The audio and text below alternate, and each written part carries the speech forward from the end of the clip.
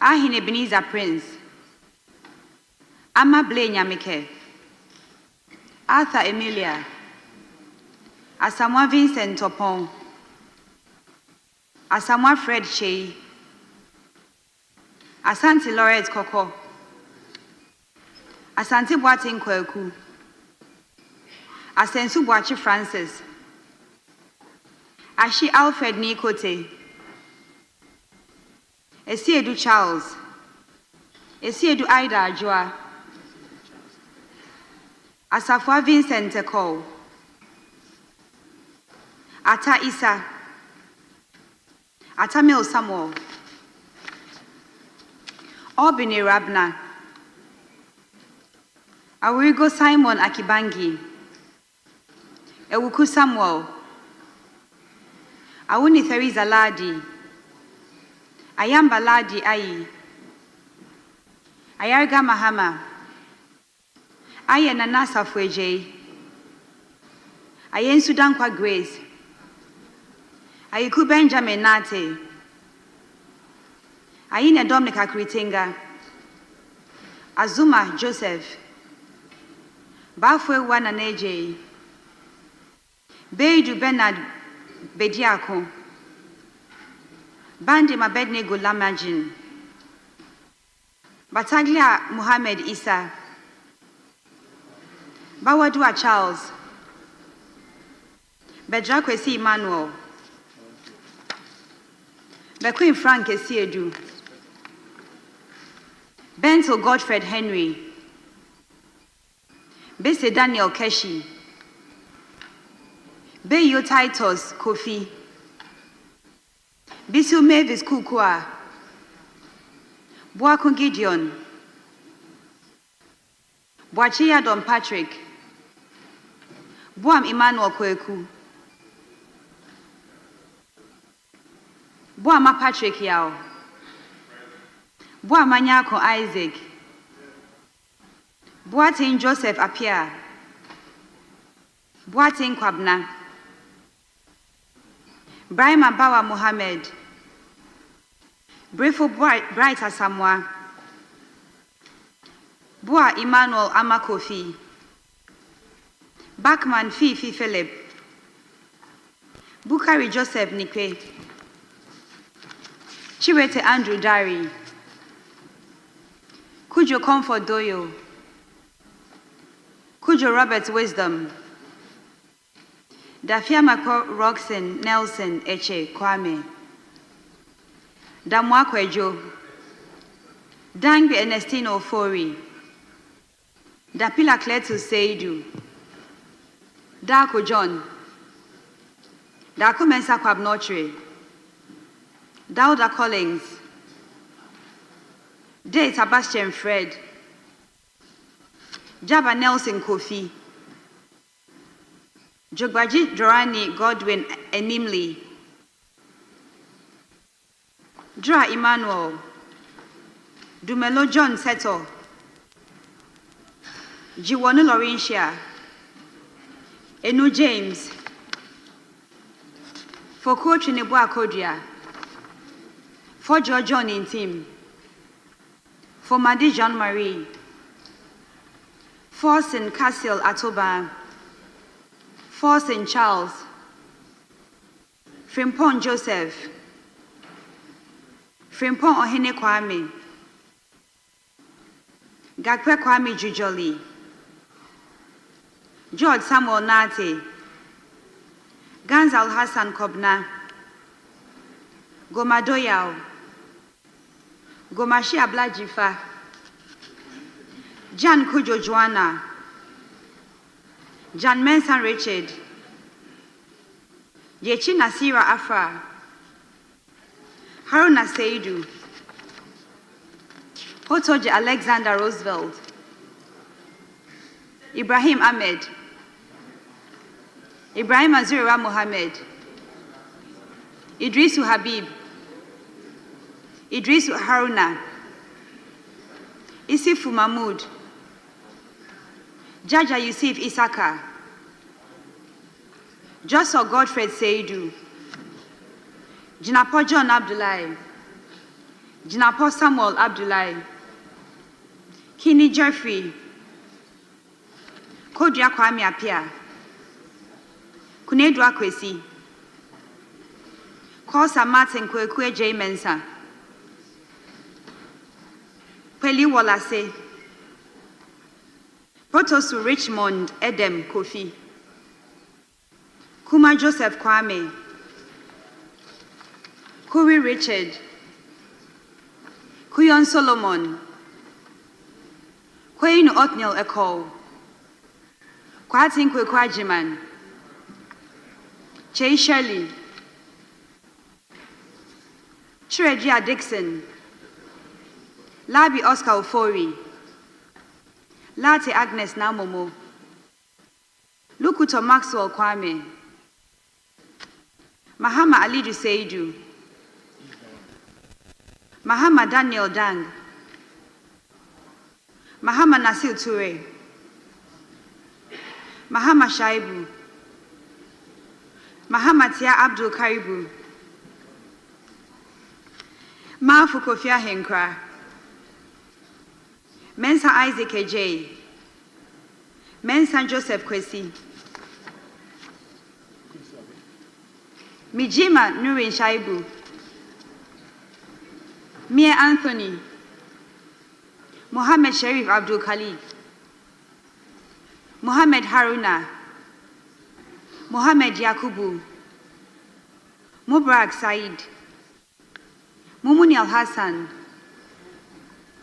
Mumuni Nuruddin Mohammed, Muntaka Mohammed Mubarak, Nandaya Stanley Yao, Nanja Sanja, Napari Dominic, Nawani Mark Kurt, Indebile Beniza Lumri, Nichi Mabila Alamzi, Nitiwu Dominic Bingham Aduna, Inkansambwedu Mavis, Nkrumah Kojo Opon, Nukwa Pius Kwame, Nokoe Kofi Ako, Nogbe Ernest Henry, Notuko Toe Peter Kwesi, Intekuni Emmanuel Kofi, Intim Adelaide, Intosu Helen Ajua, Nyakote Albert Tete, Nyako Bismarck Tete, Nyako Kingsley, Nyako Kwamina Minta, Nyinda Matthew, Obin Kwame Asare, Obri Yabua Kofi, Oklulindo Hinewa Akwele, Odampton Isaac Ashia, Oforiata Duke William Allen Kwame Amwakwata, Ofosu Felix Kwache, Ofosu Jari Elizabeth,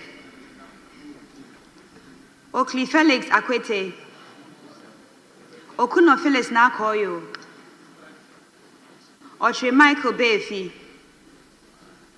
Oina Champo Akwesi Jemfi, Opoku Davis Ansa, Opoku Eric, Opoku Isaac Yao, Osai Mensan Dapa Elvis, Osai Kennedy Nyako, Osai J Nana, Osai Akoto Seth,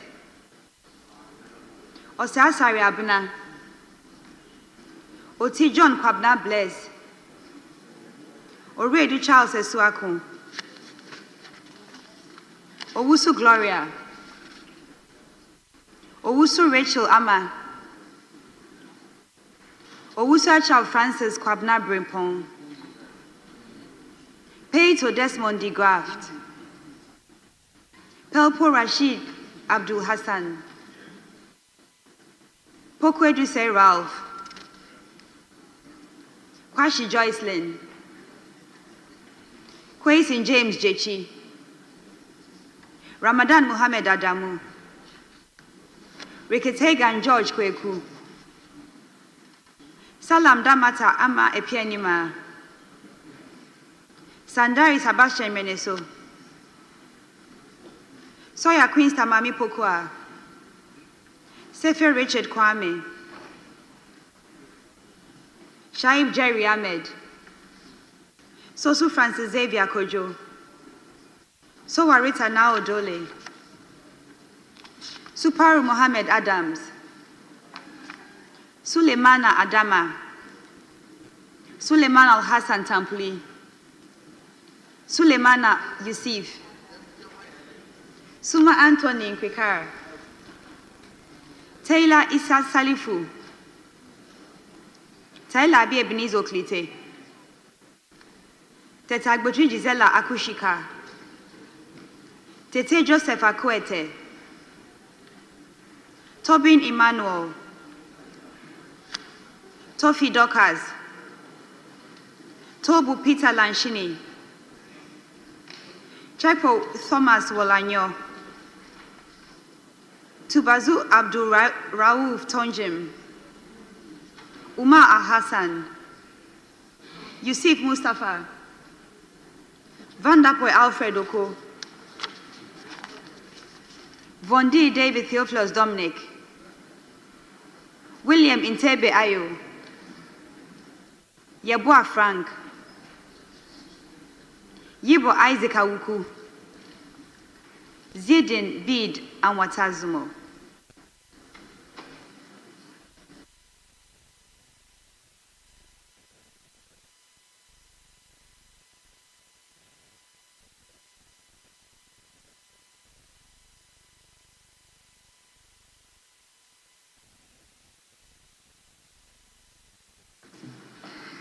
Honorable members, we will now have to take the next item.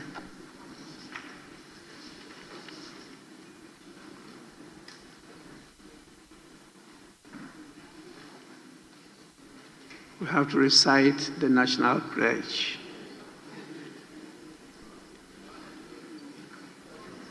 So please, may we be on our feet.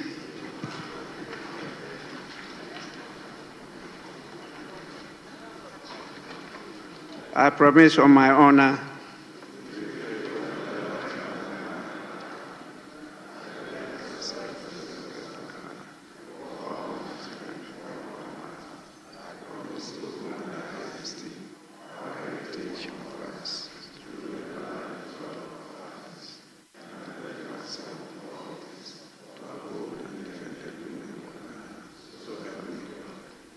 Please be seated.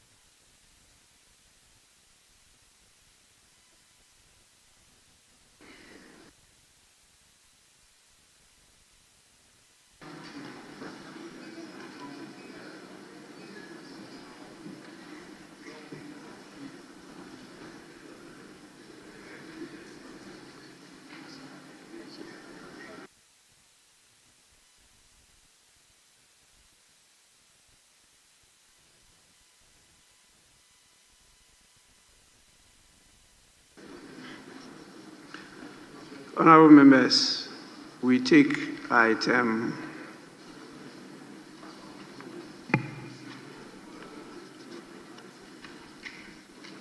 6, correction of votes and proceedings and official report. We'll start with the correction of votes and proceedings of Friday, 24th October 2025. Page 1. Page 2. Page 3. Page 4. Page 5. Page 6. Page 7. Page 8. Sorry? Oh, sorry, Honorable Member. Thank you very much, Right Honorable Speaker. First and foremost, I've seen members complaining about the numbering. It's as if some of the pages are missing, but actually it was due to. So from page 6, you go to page 9, but you find page 7 after page 10. So just to assess my colleagues that it's been wrong placement of it. But most importantly, Mr. Speaker, page 6, I was in the House on Friday, but I've inadvertently been captured absent. So I want table office to take note. Thank you. Well, your first point is not so with my copy. Maybe some copies have, maybe all of you.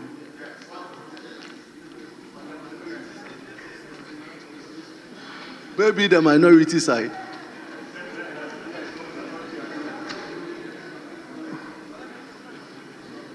Well, fortunately, I'm neither minority or majority. And I'm using the copy available to me. And that one hasn't got the omissions you're talking about. But I really noticed that you have been captured as absent. And so I will take that one and draw the attention of the table office to the matter he just raised, that he was really present, he wasn't absent. And so table office kindly take note of that. Please make sure they get the right copies of the votes and proceedings of Friday, 24th October 2024. All members should be given the right copies. Honorable members, we go back to page 7, page 8, page 9, page 10. Yes, please. Speaker, thank you so much. Speaker, page 9, item 8D, the very last line, a minor observation though. The Energy Ministry, its full and proper designation is Ministry of Energy and Green Transition. So if the minister could be so appropriately captured. Thank you. Thank you, Honorable Member, for drawing our attention. So we'll go to page 10. Page 10. Page 11. Yes, please. Thank you, Speaker, once again. Item C, line 5.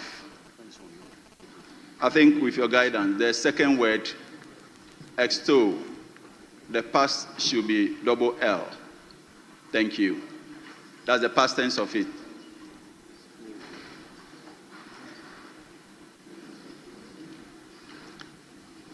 Table office kindly take note of that. Page 11.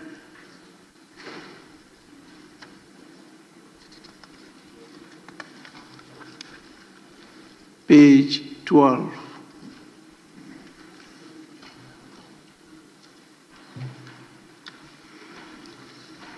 Page 13.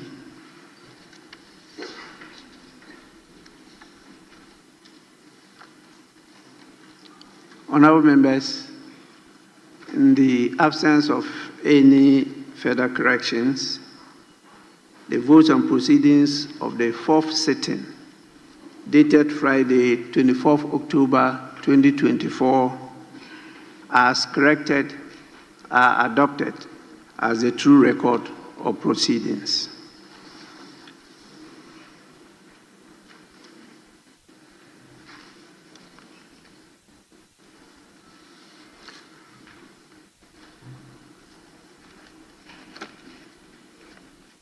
I don't have any copy of the official report. And so we'll move on to the next item on the order paper. Yes, Majority Leader. Thank you very much, Mr. Speaker. Mr. Speaker, ordinarily, when there's a major occurrence, and this Parliament is bestowed with honors, we expect a message from you through the normal formal communications by the Speaker. But when we go to item 5, Mr. Speaker, I noticed you skipped it and you did not tell us the great fortunes, the great happiness in Geneva, Switzerland, where the Right Honorable Speaker was unanimously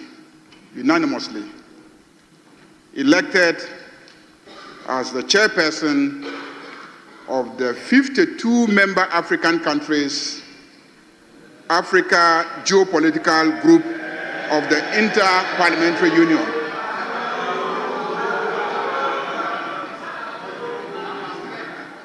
The Inter-Parliamentary Union is the oldest international parliamentary association.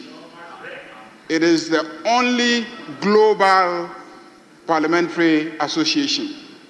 We have the Commonwealth, which is just the Commonwealth countries. We have the Francophonie, which is just the Francophone countries. Then we have the sub-regional and continental blocks. But one union has all the world's parliaments and legislatures being part of it, and that is the Inter-Parliamentary Union. And as far as the 1950s, a bloc was formed out of that, which is the Africa Geopolitical Bloc, which is made up of the 52 African parliaments. And last week, they unanimously elected our speaker as the chairperson of that bloc. And I want to convey a message of congratulations of this House to the Right Honorable Speaker. Your continued election to lead major continental associations of speakers is testimony to the fact that you have become a colossus when it comes to parliamentary diplomacy globally. You have come to represent what is good about parliamentary democracy. And not just that, you have led this parliament, and consistently for the past 4 years, we have been adjudged when it comes to national parliaments in Africa we have been adjudged as the best, most open parliaments. Mr. Speaker, we want to congratulate you. We take inspiration from the work that you have done. Wherever we go, and among parliaments, when Ghana is mentioned, we have so much respect as a parliament. Indeed, Mr. Speaker, due to the work that you have done, we know that even as far as Canada, they have requested for assistance from you to copy some of the innovations that you have introduced in this House. So, Mr. Speaker, we wish you long life. We wish you good health so that you can continue to offer this Parliament the needed guidance and help deepen parliamentary democracy and the independence of the Parliament of Ghana as a coordinate branch of government. Mr. Speaker, I thought this should be brought to the attention of this Parliament. And upon your election, you brought great fortune to the Parliament of Ghana, upon your election. Immediately he was elected, Ghana was given the seat of the Youth Parliament. So Ghana now has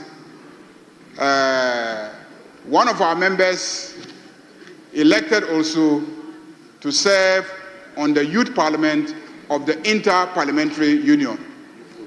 Mr. Speaker, the seat was available, and the Honorable Comfort Doyo Gansa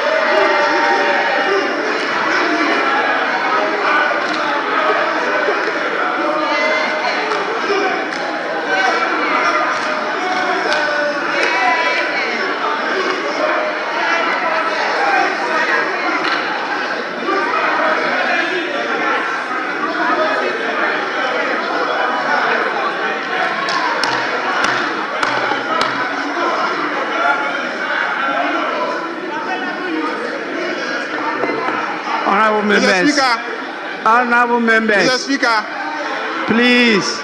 upon the members. election of the Right Honorable Speaker, the post became available for the selection of a young member of Parliament.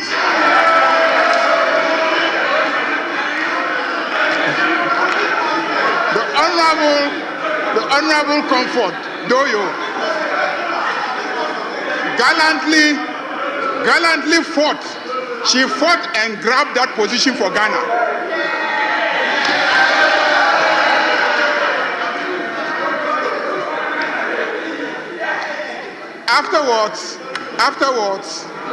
Afterwards, she relinquished it and transferred it on the instruction of the Right Honorable Speaker to Honorable Nasira.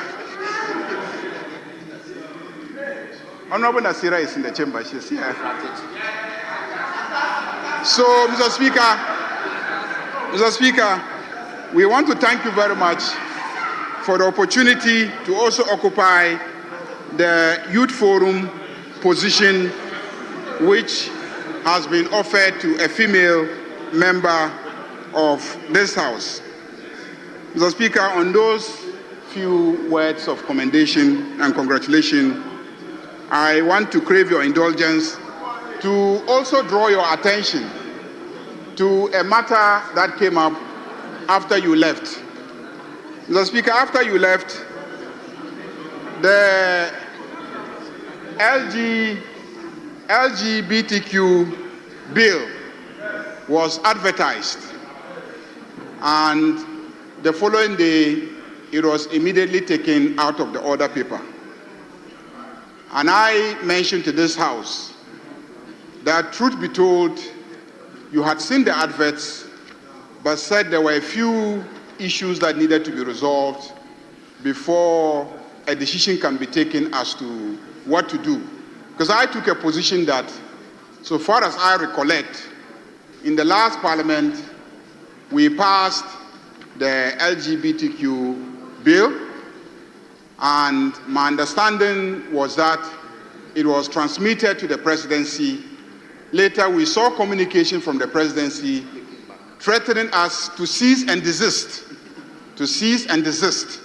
attempting to transmit the bill to the then president for his assent. I did not know whether or not the presidency was in receipt of the bill.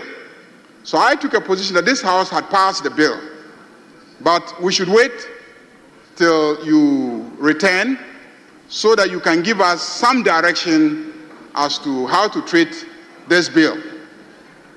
I want to place on record that the government of President John Dramani Mahama and the government led by President John Dramani Mahama and the NDC are very, very ready to take this bill. We are ready to assent to it. We are ready to take it in this House. But Mr. Speaker, in view of the thorny legal issues that are raised, we're waiting for you to come. We're waiting for you to come and give some direction so that we will know how to proceed, whether we should have the bill relayed and taken through all the various stages of consideration, or treat it as having been passed and transmitted. So, Mr. Speaker, we made that public. That is why I'm raising it. We made that public. It was discussed in this chamber that when you resume, we'll draw your attention so that you give us some direction as to how to proceed. Mr. Speaker, those two are the issues that I wanted to bring to your attention and to get some direction from you. Thank you, Mr. Speaker.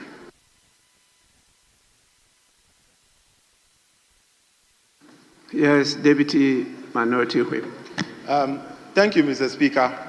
Mr. Speaker, in the majority leader's attempt to hijack the glory we chopped together in Geneva, which he was not there, he breached and offended our rules. Mr. Speaker, the statement the majority leader made, if you go through our rules under Order 93.1, we were talking about correction and vote and proceedings before we proceed.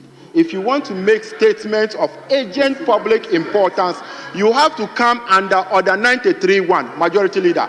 You were supposed to be in Geneva. You didn't come. It was myself and the Speaker that fought for this position. You were not there. I was there. We fought for this. We fought for this position. We fought for this position. When we returned, we had indicated to the Speaker our readiness to make an official statement. But Mr. Speaker said many of our delegation are still in Geneva. So we should wait until everybody returns, and then we can be able to make that statement. Nevertheless, Mr. Speaker, it's a call in the right direction, and I also want to add my voice that it was not an easy contest because many other countries had shown interest in becoming the leader or the speaker of the African geopolitical group of the IPU. Kenya, Senegal was very thoughtful on that. Nigeria was very thoughtful on that. But upon reading the experience and the background of our speaker, those countries, they all withdrew. Having said that, our speaker was a member of parliament from 1993. He became a deputy speaker of this house. He became minority leader for 8 years. He became a majority leader for 5 years. He became a minister for health. He was once time a wise man, part of the wise men. He was part of a wise man. He was at a point. He was at a point. Mr. Speaker. Mr. Speaker. Sit down. Mr. Speaker. Sit down. Mr. Speaker. Sit down. Mr. Speaker. Still number 3. At a point, you were part of the 3 wise men. Yes. And Mr. Speaker, the 3 wise men. And after that, you have been a member of the IPU since 2001.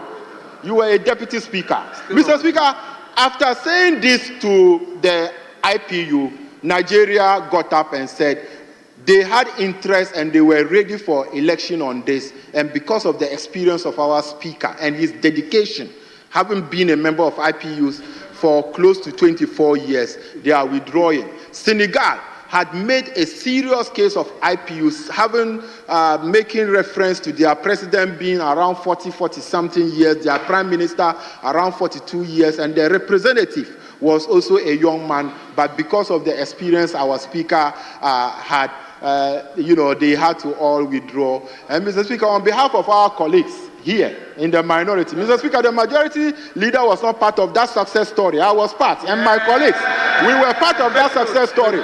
So, Mr. Speaker, we fought for, and we were present to ensure that this thing happened. And even if you ask Honorable Doyo, when the position was made vacant, we said we should propose the speaker. And Mr. Speaker, and that was the point that I was very happy.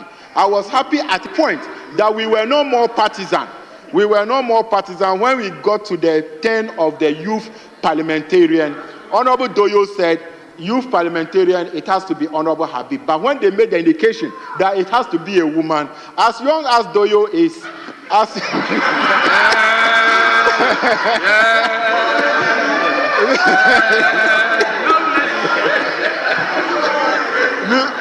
Mr. Speaker, as young as Doyo is, Mr. Speaker, she is young as 63. Mr. Speaker, and for that matter, that position Doyo collected, and I'm happy that upon further deliberation, she thinks that she ceded to a much younger person who will be part of the IPU. It is a very good news because our first deputy speaker, Honorable Ahiafo, has also been an executive member of the IPU. Our speaker now is a speaker as part of the component of IPU, and we have somebody to with the young parliamentarians. Mr. Speaker, so we congratulate you. We are happy. We know you are experienced, and we know that you will be able to make us proud as you continue to make us proud. Mr. Speaker, the second leg, where the majority leader spoke about the LBGT. Mr. Speaker, the majority leader is a Harvard-trained lawyer, but sometimes he will leave his legal thinking home and will not actually want to, Mr. Speaker,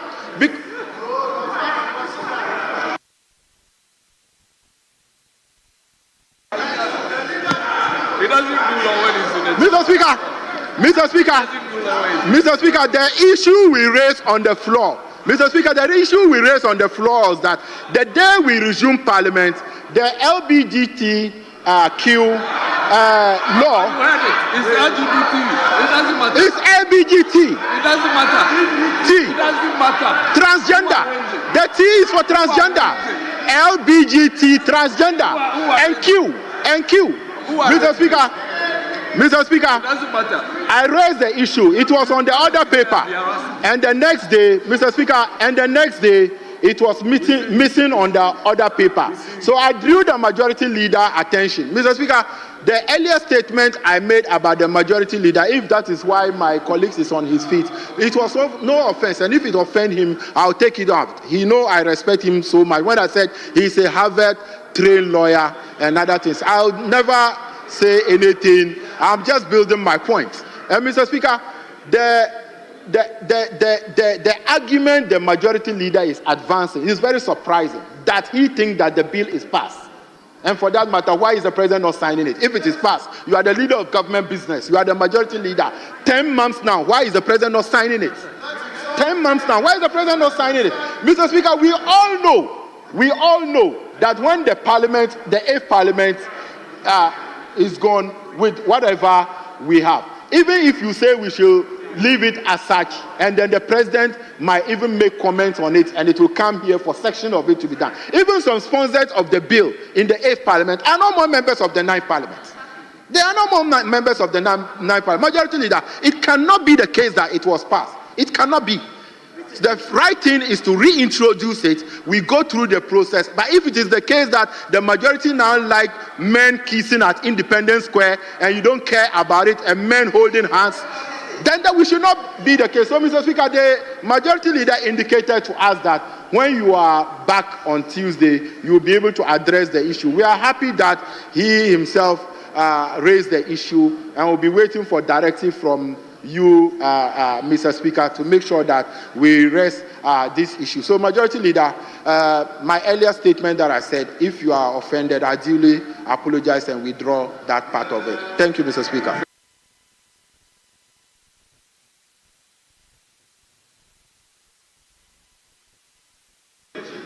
Yes, Majority Leader. Thank you very much, Mr. Speaker. Mr. Speaker, yes, I was not in Geneva.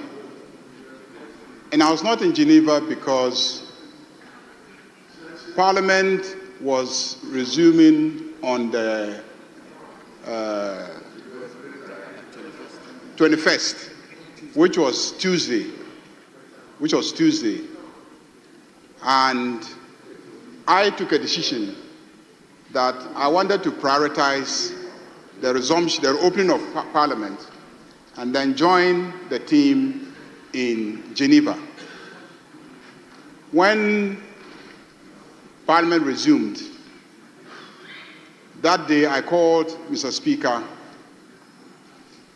Before Parliament resumed, the weekend, the Assembly had already elected Mr. Speaker. So when I called Mr. Speaker and said I wanted to come immediately after we resumed, he said the election had taken place. And I said, well, if the election has taken place, I won't want to waste the money of Parliament by flying to Geneva. So I don't see how not being there when all of you were there. And I can assure you that when you say the election wasn't easy, that's not true. You were there. The election was so easy because of the candidate we put up.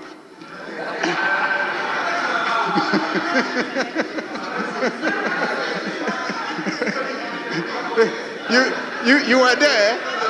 You were there, but you couldn't report exactly what happened there. I wasn't there. But I know that the Speaker did not even put himself up. He did not. He is there, he knows. The Speaker did not. I got a very detailed report from Mr. Speaker. And all those who were there.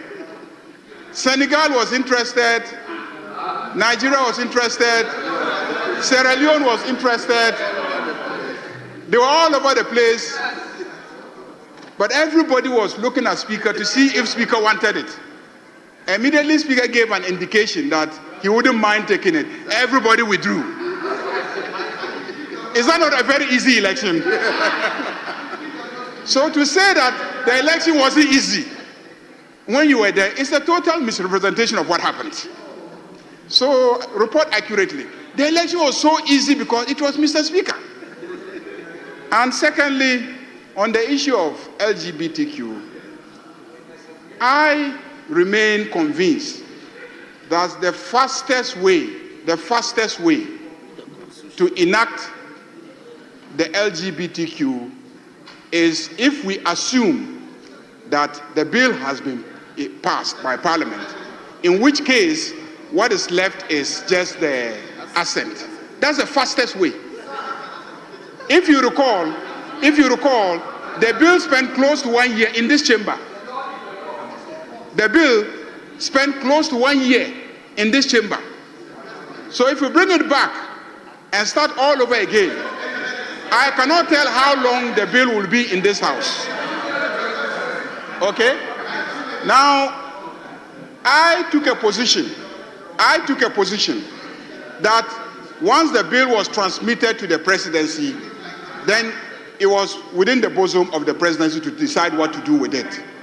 But after sitting, I consulted the drafting office, and the drafting office reported to me that the bill was never transmitted to the presidency. That was the report I got. That because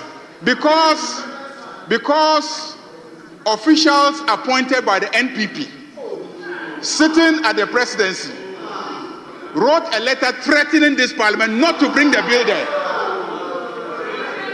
The party of Honorable Deputy Chief Whip, his party threatened Parliament not to bring the bill to the presidency. And today, you are sitting here and pretending and behaving as if you are so interested in having the bill enacted. when you had every opportunity in this country to have the bill enacted and assented to by the president, Nana Akufo-Addo, you refused to give the assent. There were demonstrations in this country, demonstrations upon demonstrations, just to get the assent. And you refused. Some of us went to court to try and compel him. You refused. To get a mandamus to compel him. You refused. Today, you are pretending to Ghanaians that you are so interested in the LGBTQ legislation. And we in the NDC, who did everything to get you to give the assent, you are creating an impression that we are no longer committed to the bill. I thought the fastest way is to treat the bill as having been passed. But if you want us to start all over again, I want to assure you that this side of our house is ready to start all over again. So, Mr. Speaker, like I indicated, we are in your hands. Give us directives, what you think. I am told that the bill was never transmitted to the presidency. So if the bill was not transmitted to the presidency to be assented to after it had been passed by this House, Mr. Speaker, it creates quite a legal issue. So I thought that we should wait for you to come and give us some direction on the matter, and then we can proceed. But let me give every assurance that we are ready to pass this bill as a House on this side. And let me also give you assurance that I have personally spoken with the President, and he has no hesitation to sign if this Parliament should pass the bill. Unlike his predecessor, who did everything to avoid giving assent to this bill, including threatening Parliament. I am surprised that a sitting president has threatened the legislature and nothing has been done about it. A secretary to the president writes a letter threatening the clerk that he should cease and desist every effort to present a bill duly passed by this House, and nothing has happened to him. This raises serious constitutional matters, and if the independence and autonomy and integrity of this Parliament is to be restored, action must be taken. He should be referred to Privileges Committee for writing to this House and threatening this House and stopping this House from exercising its constitutional responsibility. This is a matter that should go to Privileges Committee, Mr. Speaker. So, Mr. Speaker, we should not countenance behavior like that, where this Parliament is stopped from performing its constitutional duties. But, Mr. Speaker, be that as it may, as I've indicated, we are in your hands, waiting for your direction. Tell us what you think, and we will do as you direct. Thank you, Mr. Speaker. Honorable members, let me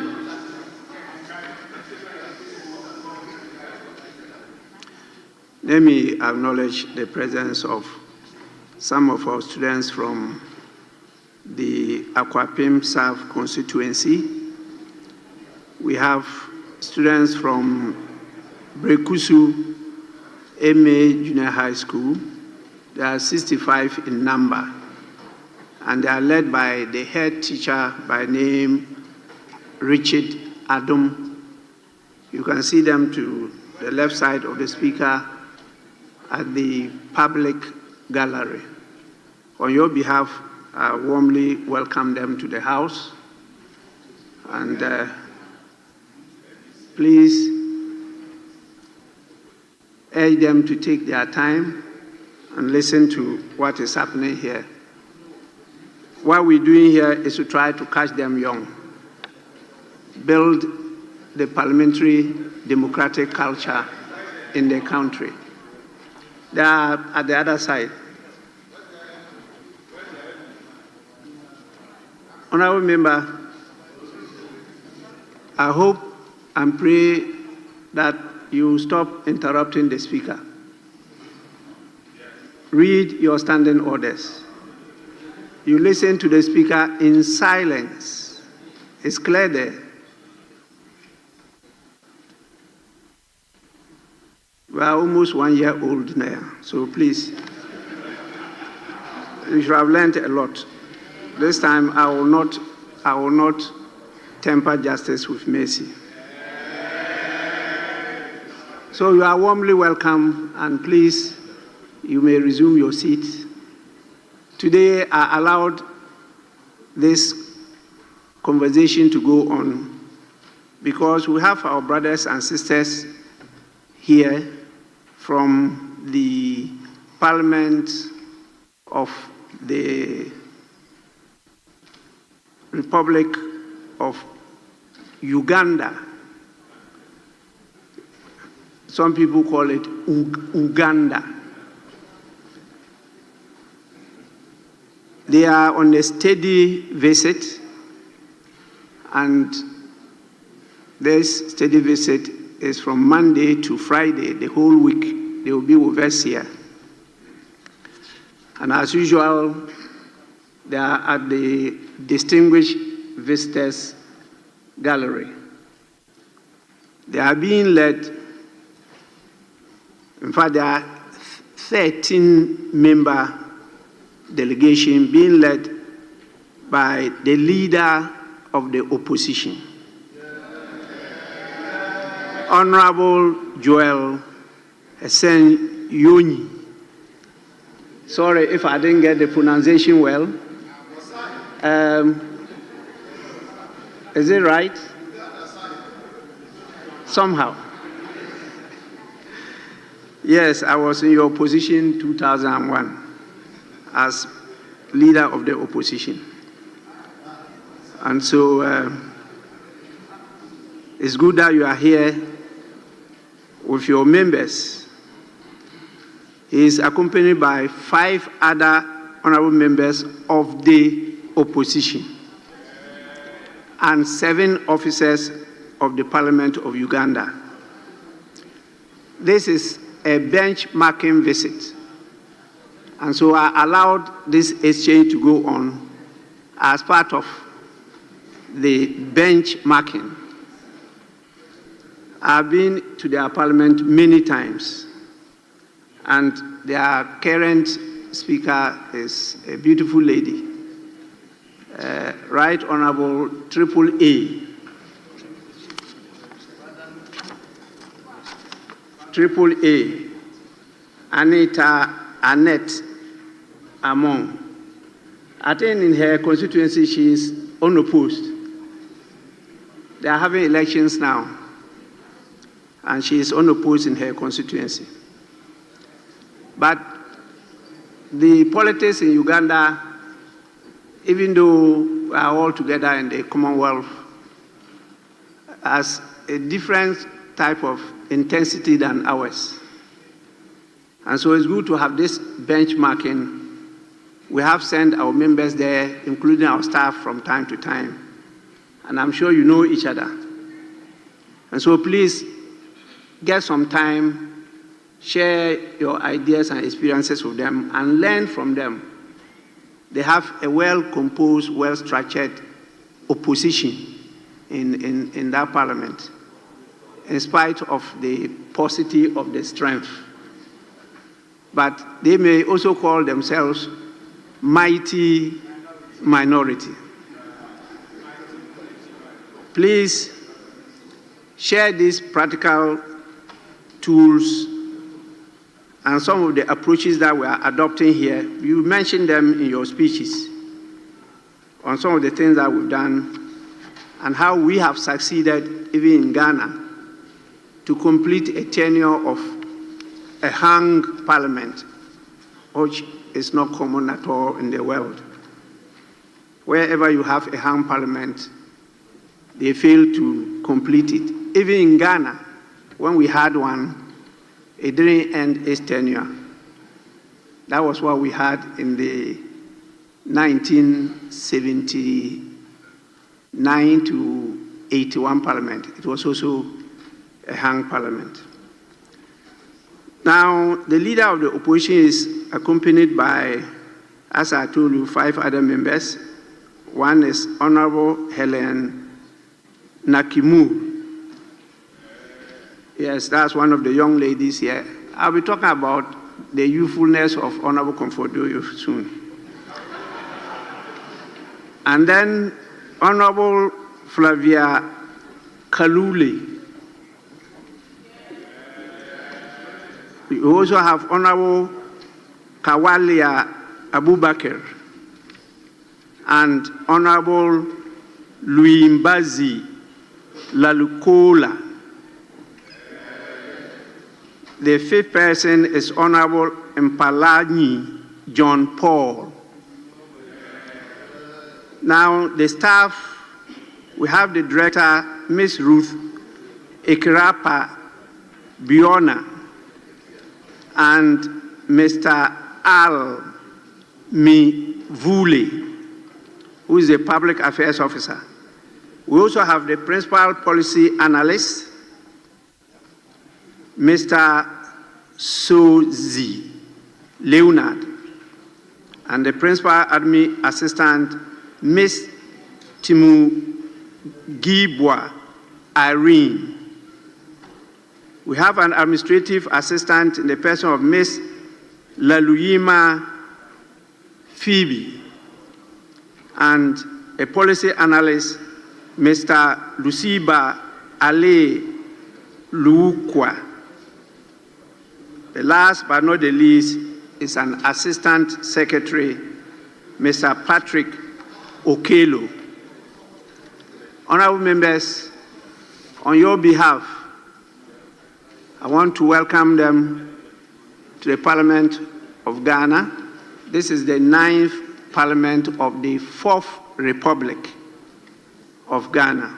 So we've been along this since January 1993. You are most welcome. I wish you fruitful deliberations. And please take time off to also experience life outside the presence of Parliament. Honorable members,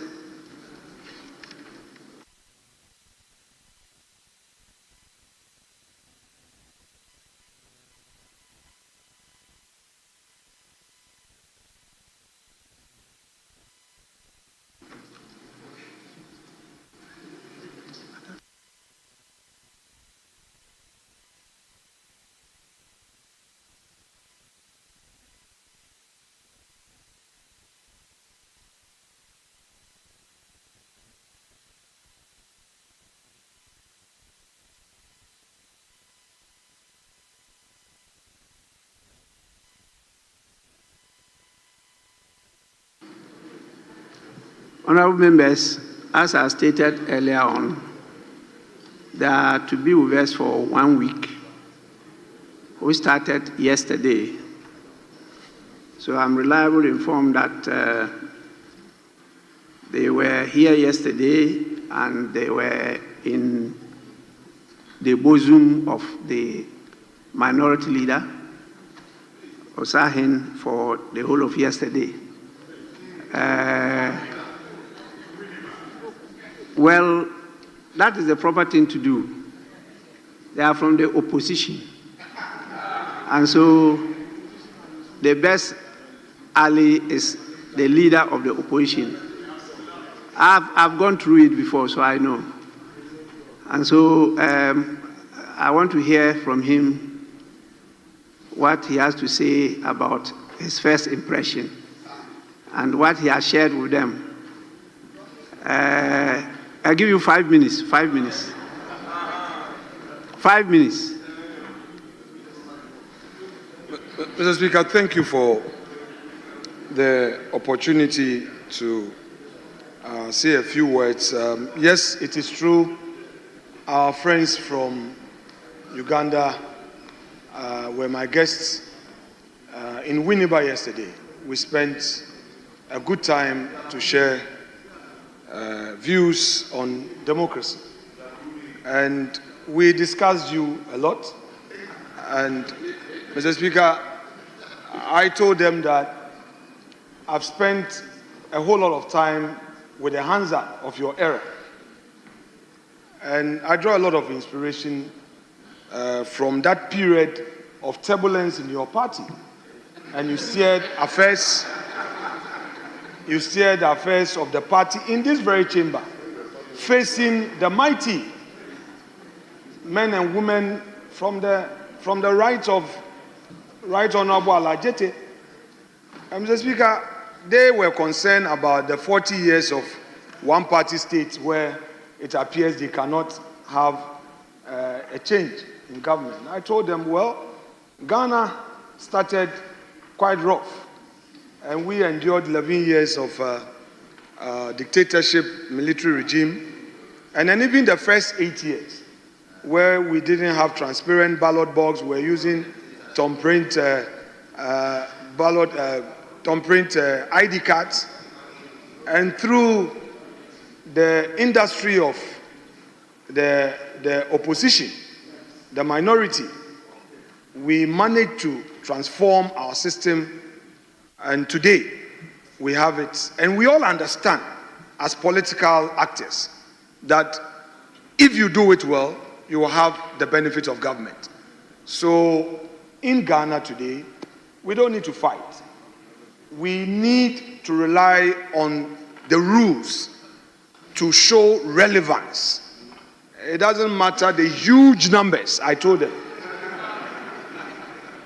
So, Mr. Speaker, they say they have elections come January 2026. I've wished them well and told the young barrister who is leading the minority, he is 38 years, and I've told him that they need to work hard and use all the tools available. I've shared some important data with them and how we have held our own. And Mr. Speaker, I told them it's about the collective spirit and not the competition among themselves. The competition would only divide them, I told them, and how difficult it is to be a minority leader than to be a majority leader. Mr. Speaker, you and I know, the Honorable Ayerga is not part of our club of minority leaders. We know what it is. He's enjoying majority leader. Majority is easy. It's easy to be a majority leader, but to lead the minority, especially when you are few, is difficult.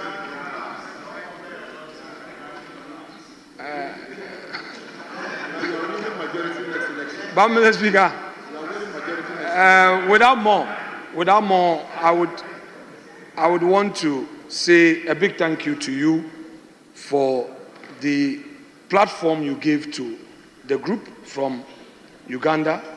We've shared ideas. All we need is our democracy. We are here in Ghana. We don't seem to value what we have. But if you look at the continent, we've really advanced in our efforts. What I think we should do is to strengthen the institutions and make the institutions formidable. I'm sure if we do that, Ghana will be far better a place for others to come and learn from. Thank you, Mr. Speaker. Yes, honorable members, it's a proper thing to do to listen to the minority leader. As I've been saying, democracy is about opposition. That's what democracy is about. And it's good that you are here from Uganda as brothers and sisters, because the current president of Uganda actually studied in Ghana. And he was at Winneba. The current minority leader in Ghana is representing the good people of Winneba, Efutu. And that time, as a young man, he studied at the Nkrumah Ideological Institute at Winneba. And he became a member of the Convention People's Party, CPP, before he left Ghana. So he's reasoned through that and he has a lot of organizational ability. He has written a lot of books, and I have had the honor of interacting with him a number of times. And anytime I'm in Uganda, I try to meet both sides and have discussion. So you are most welcome. It's an unending journey, and sometimes very rough, but that is part of the game. Even those we see as mature democracies still also have rough times, as you can see what is happening in the United States of America. So please don't hold back anything. Share what you have with them. We are not in an island, we are in a continent, and what happens in Ghana affects Uganda, and what happens in Uganda affects Ghana, and so we are working together. But let it be known that the Honorable Majority Leader has been a pillar since 2005 when he entered this parliament. He was one of my chairmen when I was a minority leader. No, he was a ranking member to the Committee on Constitutional, Legal and Parliamentary Affairs. And I had known him since he was a student at the Ghana Law School. So he has a lot of experience in parliamentary practice. You want to add more? Yes, please. Mr. Speaker, my friends from Uganda are in the opposition. They want to come to power. So when they come to Ghana, take them to those who have successfully fought for power.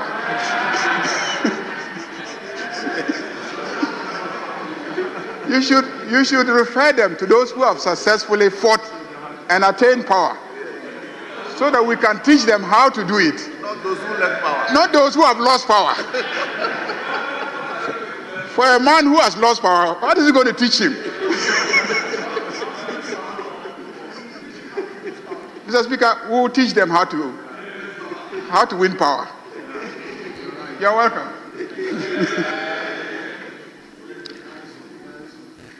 I was invited as a resource person to Nigeria when the then ruling party lost power. And they wanted to learn from me how to live in opposition. That was the question they put to me, how to live in opposition. And I reminded them that in 2003, when I attended a conference there and introduced myself as the opposition leader, after the conference, a number of them came to me and said, "So you are a member of Rawlings Party?" I said, "Yes." They said, "So you people stood there and the opposition took power away from you?"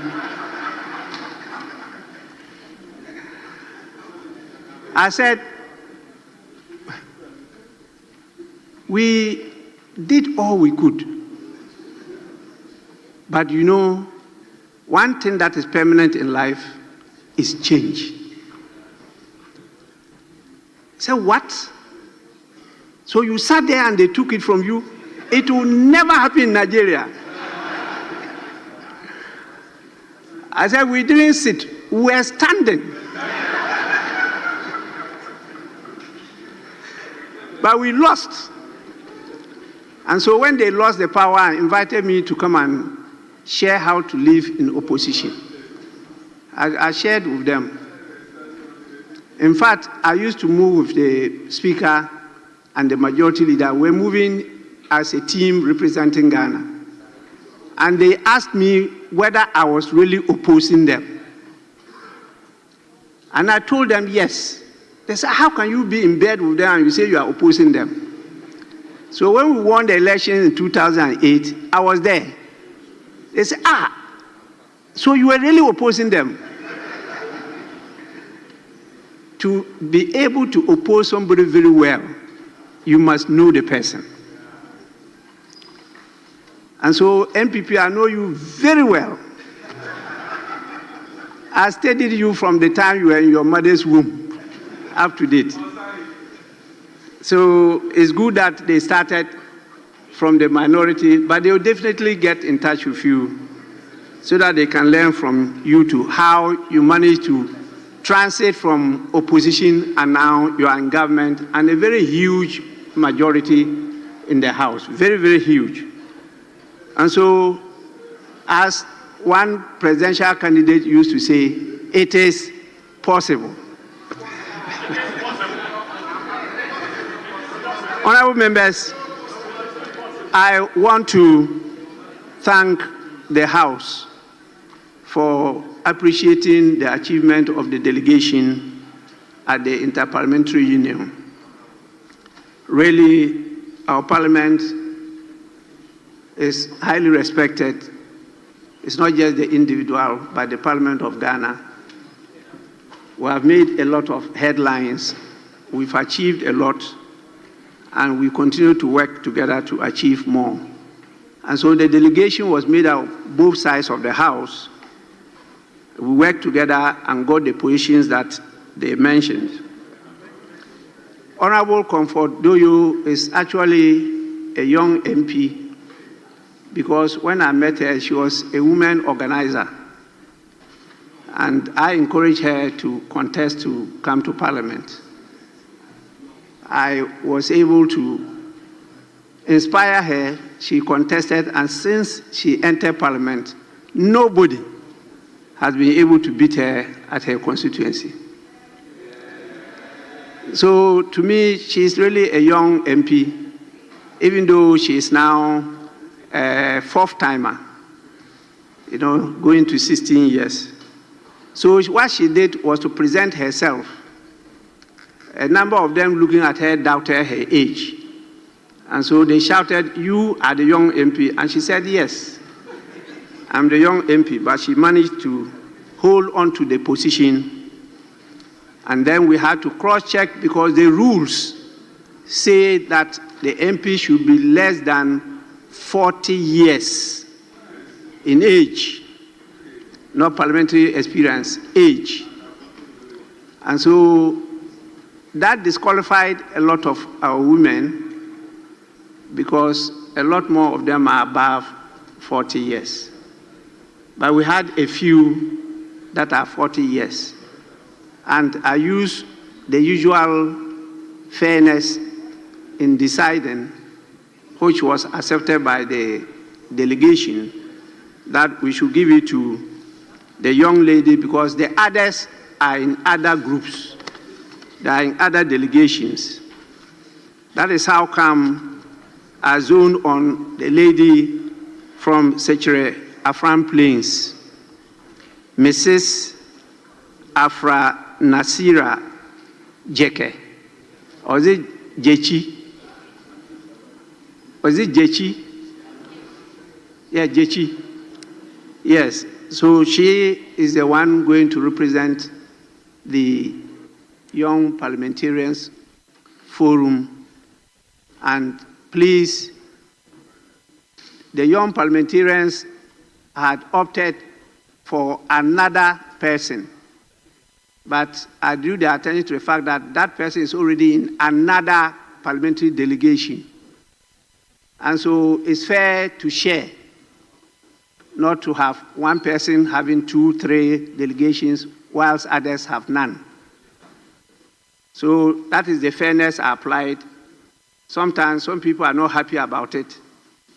But so far as I'm alive here, that is what will continue. Honorable members, with regard to the bill, as you know, the 8th Parliament is history. So are all the businesses that were pending in the 8th Parliament. They all ended with the 8th Parliament. And so we have a new Parliament, the 9th Parliament. And therefore, what was pending there came to an end and had to be reintroduced. And so it was reintroduced. In spite of the challenges I had with the former president, it was actually transmitted to the former president. They wrote to tell us that they will not assent to it. The only constitutional error they committed was they didn't give us the reasons why they would not assent to it. And they did not also transmit the bill back to us. They imprisoned it there. And so we didn't get the bill back. So the 9th Parliament, on resumption, took back the bill, and as you recall, that's a private member's bill. And so members of this House took it up. They've gone through the whole process as detailed out in our standing orders. But as it went through the process, the new government indicated that they wanted to take it as a public bill. I personally disagreed. I made it known to His Excellency the President that this is an initiative of our people, the traditional leaders, the religious leaders, civil society leaders. Ghanaians wanted this bill passed through private members' bill. And so be it. We'll process it as private members' bill. Now, the processes had finished, and as you know, it has to come back to the Speaker. You know our rules have given what the Speaker is expected to do, which I will do before it can be laid in the House. That was not done. And so when it was put on the order paper, I queried it because you haven't heard from me according to the standing order. So that will be done before it's laid before the House. But because a lot of work has already been done, we think that it's going to have smooth process in the House because both sides of the House now support it, and His Excellency the President has given indication that he's ready and willing at any time that is passed by the House to assent to it. Honorable members, this language was proposed by me as the chairman of the Constitutional and Legal Committee. Initially, our laws were not passed that way. But the 1992 Constitution is clear in its rendition. We had to debate this as to how to couch the intro, or what we call the preamble of the bills. The preamble of the bills, which legally is termed the enacting formula of bills. There was a debate chaired by the then Speaker, D.F. Anang, and I had to propose this, and everybody was convinced, and it's been adopted since then. And that's why you have it. We will say passed by the Parliament of Ghana and assented to by the President. That was not the enacting formula. And I think it has worked for us. So please, hold your peace. It will come sooner than later. Civil society is getting restless again, but I want to assure them that they know my passion in this matter. And I want to get it properly passed so that implementation becomes easier. There are a few things that our attention has been drawn to, which we'll work on together here, so that when we pass the bill, it's a bill that is accepted by all, and we will definitely obey the prescriptions of the bill. So please, I thank you all for your contributions, but I didn't want to be the one talking about my being elected as the chairperson of the 52 Africa Geopolitical Group in the IPU. Please, brothers and sisters from Uganda, your speaker too is my vice in the Conference of Speakers and Presidents of African Legislatures. I'm sure she would have told you that.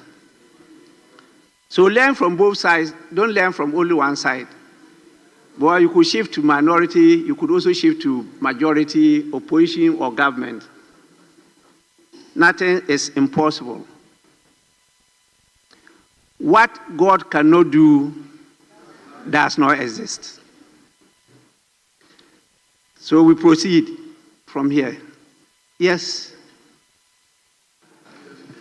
Speaker, with respect, the Speaker, thank you for always bringing to light important matters.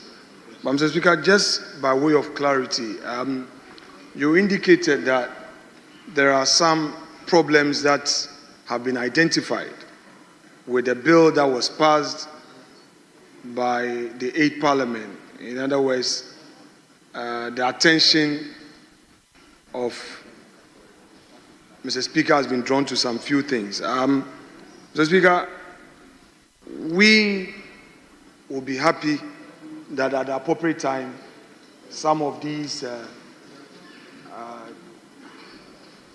issues are shared with us. Mr. Speaker, because for us, this is a very important matter, and I'm happy that you have brought it to a peaceful rest, considering the unyielding posture our friends opposite me took on this matter, even where we were proposing some amendment for safe landing and we had discussions. They never supported it. And in a hot afternoon, they decided to hang us with that bill, and they were partisanly political with it. So if today, as Mr. Speaker has put it, they themselves have realized that the bill they passed was problematic, and they would want to, yes,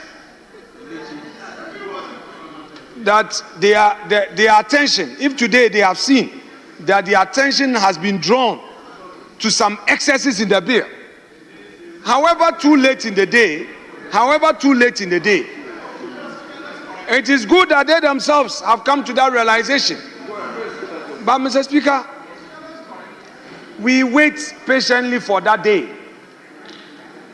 But Mr. Speaker, our friends must know that sometimes when they place a rat poison on another man's tank, it will not take too long for they themselves to taste that rat poison. We are patiently waiting for this LGBT bill. We are patiently waiting for the corrected version.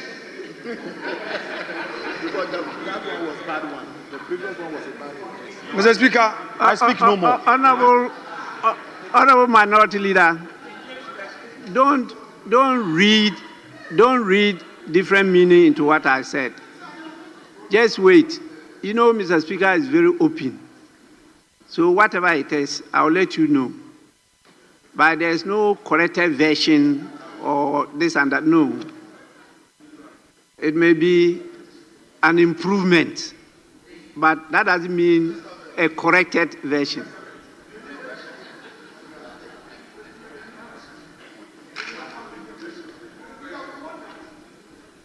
I think enough is enough. Mr. Speaker, I would have preferred their old version. Resume your seat. Mr. Speaker, their old version. Resume your seat. Yes, Honourable Member. Mr. Speaker, thank you very much for the opportunity to point out a few inaccuracies in the presentation that was made by the Honorable Minority Leader. Mr. Speaker, you have always led, and it has already been celebrated by the Majority Leader and other colleagues on the floor, with maturity. And Mr. Speaker, your views and your guidance has never been construed or misconstrued to be the views of any group in this House. So I am therefore surprised that, Mr. Speaker, as you guide on this matter, the Honorable Minority Leader is making it seem as if you are speaking the position of the majority in the House, and you are speaking the position of those who sponsored the earlier bill. Mr. Speaker, I was part of those who sponsored that bill. And Mr. Speaker, as far as we are concerned, we passed that bill in the state that we did, at the time that we did, guided by good conscience. And we were hopeful that the then president would have signed it. Mr. Speaker, I will not go over the issues that happened then. But if it has become necessary for this House to reconsider it, I take solace in the assurance of the Majority Leader that we stand in readiness to support the process of enacting a law that will make the practice intolerable and unacceptable in this House. And we are not shaking from that responsibility. We are not moving from that position that we took earlier. If they have changed their position, I would have wished that they would do so with their former president. But even if they are unable to, we welcome them on board, because this is a cause for Ghana. I thank you, Mr. Speaker. Honorable members, I'm happy that our brothers from Uganda are here, because they are ahead of us already on this matter. And so they will share with you their experiences too. They have already passed an act on it. They are implementing it. They've hosted twice 2 conferences on this subject matter. And they are calling on other countries, particularly Ghana, to host the next conference. And so they will share their experiences with you and maybe convince you to host it for other African countries to emulate the good examples that we are setting. Yes, Honorable Member. Thank you very much, Right Honourable Speaker. Mr. Speaker, I just want to respectfully observe that I listened to you very carefully when you were giving the guidance. Mr. Speaker, because the matter that was dealt with in this House in your absence, which the Majority Leader invited you to clarify, was a matter of great concern to me. Mr. Speaker, and I was very eager to pick your direction and guidance on the matter. Mr. Speaker, you resolved 2 matters, as I understood it. The first one, Mr. Speaker, you resolved the matter of whether or not the bill is pending, which therefore can be assented to by the President. And Mr. Speaker, you guided, you gave the direction that the 8th Parliament dissolve with all its uncompleted acts. And therefore, the bill which was passed in this House died with the 8th Parliament, no longer exists. Mr. Speaker, quite clearly, that position is in consonance with the position taken by the Minority Leader and this side of the House. And with the greatest respect to the Majority Leader, I'm sure the Majority Leader himself will concede that the position he articulated or submitted in respect of that particular matter is at variance with the guidance the Speaker rightly gave. Then the second one, Mr. Speaker, which is what the Honorable Sweeney spoke to. Mr. Speaker, you said there have been certain proposals to make the bill better, and which is what the Minority Leader pointed out, that if you have realized that the bill that was passed by the 8th Parliament was not fit for purpose, and therefore, Mr. Speaker, and therefore, you have found it necessary. Mr. Speaker did not give specifics as to what are the specific proposals or variations to make the bill better. But the point the Minority Leader made is that there seems to be a certain concession that the bill that was passed by the 8th Parliament was not fit for purpose, and therefore it has been revised for this 9th Parliament to consider it. Mr. Speaker, it will be very interesting for us to find out what are the specific areas which have been revised. Because, for example, Mr. Speaker, one of the contentious issues which came up in respect of that particular bill was the issue of human rights. Let me conclude. Honourable Member, we are not debating the bill. Now you are going into contents. You are now not talking, referring to what I said or what he said, but you are not going into contents. But we are not discussing or debating any provision of the bill. And you still don't know what I meant by the statements. So please, I assure you that when we get there, being an open speaker, I will let you know what it is. Mr. Speaker, I'm guided. But let me just conclude, Speaker, by saying that let them bring the bill as it was and as was passed by the 8th Parliament in the same form and shape. Don't change it. Mr. Speaker, don't water it down. What the Ghanaian people want is to have a law which promotes good sexual conduct in Ghana and which prevents LGBTQ. Don't go and change the 8th Parliament bill. Don't go and water it down. Don't go and revise it and bring it to the 9th Parliament and have the President assent to it, assent to a bill which is not fit for purpose. We want the 8th Parliament bill for the 9th Parliament to consider. Verbatim, don't change it. That's the point. I thank you, Mr. Speaker. Please. Honourable member, what we are talking about is not a bill coming from the majority side. What we are talking about is a private member's bill co-sponsored by both sides of the House. Even in the 8th Parliament, it was co-sponsored by both sides of the House. It was not from one side. It is still the same co-sponsorship of both sides of the House. You have not seen the contents, and that's why I said you hold your peace. When we get there, you get to know what I refer to. Please, but I know that this is the highest political or partisan platform of any democratic country. And so you can keep on chipping at it with your political game. But the truth will remain the truth. Nothing can happen to it. So please wait until I inform you about the situation, then we can take it on and debate. Majority Leader, may we move on to urgent questions? Mr. Speaker, I do agree, but I was hoping that the same minister could lay his papers before answering the questions. So if you indulge me, Mr. Speaker, if we could vary the order of business to take item 10 and then we now take the questions. The paper is to be laid by the same minister, so he will just bow to the lane and then start answering the questions. Yes, minority bench. Mr. Speaker, we don't have any difficulty in that.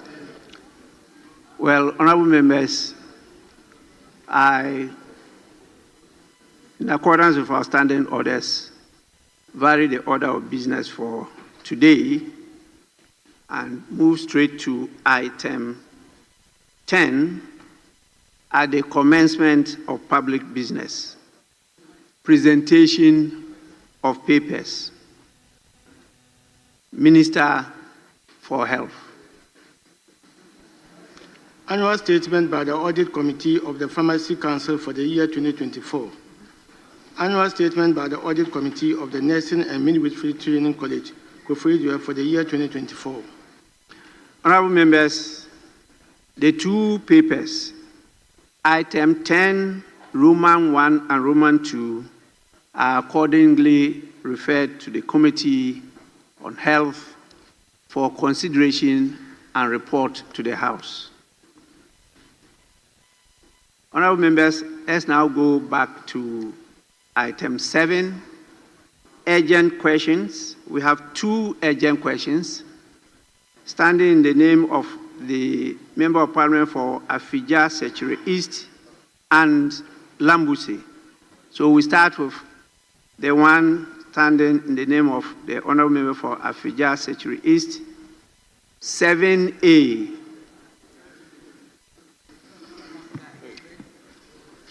Honourable Member for Afija, Secretary East.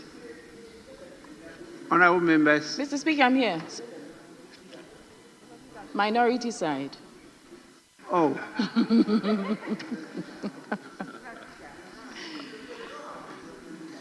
Thank you, Mr. Speaker.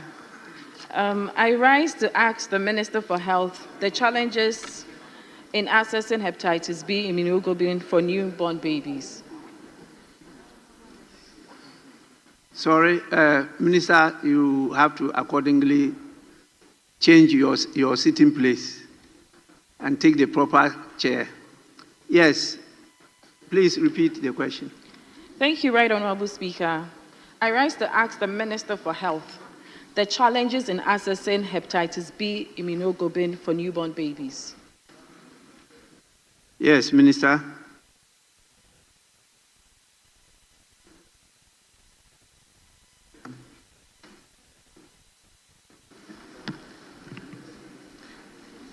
Mr. Speaker, I'm grateful for the opportunity.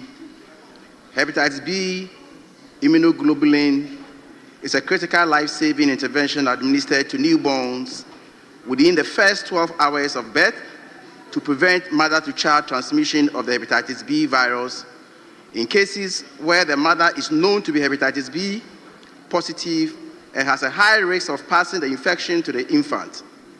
The immunoglobulin provides immediate passive immunity, while the newborn also receives the hepatitis B vaccine series, including the birth dose. Combining HBIG with a birth dose of hepatitis B vaccine gives the best protection for high-risk infants. Despite its importance, there are significant gaps in access to HBIG for newborns, as outlined below. 1. Non-inclusion in the National Health Insurance Authority reimbursement list. HBIG is currently not listed among the reimbursable medicines under the National Health Insurance Scheme, limiting its accessibility at the point of care. Limited availability. The product is typically sourced from the open market, while a few regional hospitals maintain limited stocks. Most district-level facilities do not stock HBIG at all. Scarcity of vendors. On the open market, only a limited number of vendors supply HBIG, further constraining availability. Information from the Food and Drugs Authority suggests that there are only 2 products currently under registration. High cost and payment terms. HBIG is relatively expensive and is sold strictly on a cash and carry basis, exacerbating access challenges for low-income families. 5. Public health programs, i.e. the routine immunization package. On a positive note, Mr. Speaker, the expanded program on immunization introduced hepatitis B vaccine as a component of the 5-in-1 or pentavalent vaccine in 2002 and is expected to introduce birth dose of the hepatitis B vaccine in due course, with a routine hepatitis B vaccination schedule continuing from 6, 10, and 14 weeks of age. I thank you, Mr. Speaker. Honourable Member, any supplementary questions? Thank you, Mr. Speaker. Mr. Speaker, I asked this question because on my routine visit to my constituency, I had a conversation with one of the medical doctors in my constituency, and he informed me that majority of the mothers who happen to have hepatitis B go home without giving their kids this vaccination because they cannot afford it. And the frightening aspect about this is that he mentions that the lifespan for such a child is 25 years. I wanted to find out from the minister if that is the case, and what is the ministry doing about it? Thank you. Yes, Minister. Thank you, Mr. Speaker. As I indicated in my response, I agree that it's very expensive in the market, but I can assure you that government is going to include it in the routine or the traditional immunization very soon. Very, very soon. Maybe first quarter of next year.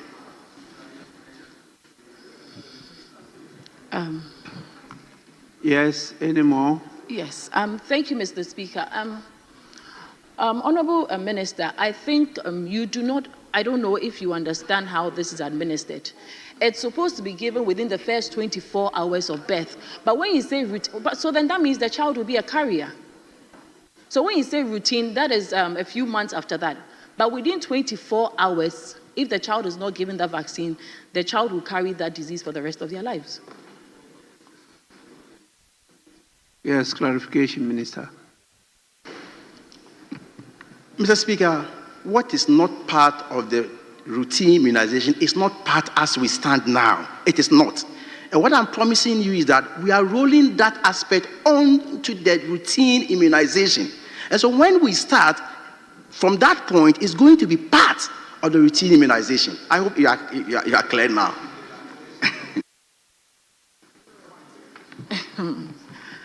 Thank you, Mr. Speaker. I think... Please, let her finish her last question. Yes, please.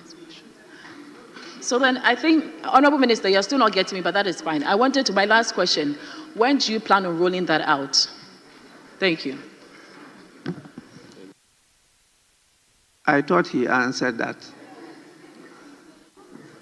He did. Yes, Honorable Member. Thank you very much, Mr. Speaker. Mr. Speaker, the minister's answer to the question raised by the honorable member suggests that the cost of this immunization for hepatitis B is expensive, and that due to the cost requirement, most parents are not able to offer that. He again states in his response that government intends to include it in the routine immunization. And he goes further to give us timeline, that first quarter of next year. Mr. Speaker, the question I want to find out from the minister, what has been the analysis of the cost and how will it impact on the health insurance, considering the fact that we are still facing problems with the funding for health insurance, Mr. Speaker? Thank you very much. Honorable members, let me just read a communication from His Excellency the President, dated 24th October 2025. Right Honorable Speaker, absence from Ghana. In accordance with Article 59 of the 1992 Constitution of the Republic of Ghana, I write to formally notify you of my intention to travel outside the country for an official working visit to Bamako, Mali, on Monday, 27th October 2025, and return same day. That was yesterday. Additionally, I will leave the country on Tuesday, 28th October 2025 for Paris, France, to participate in the 8th edition of the Paris Peace Forum, scheduled to take place from 29th to 30th October 2025. Following this engagement, I will depart Paris on 31st October 2025 for Cairo, Egypt, to attend the opening ceremony of the Grand Egyptian Museum on 1st November 2025. I plan to return to Ghana on 1st November 2025. In my absence, the Vice President, Professor Nana Jane Opoku-Agyeman, shall perform my duties in accordance with Article 68 of the Constitution. Signed, John Dramani Mahama. Honorable members, the second Deputy Speaker to take the chair. Yes, Minister, I'm sure you heard the member loud and clear. Mr. Speaker, since the honorable member is veering into figures, I do not have the figures available at the moment, and he may fire the appropriate, question, and I'll come back with the figures. I don't have the figures available now.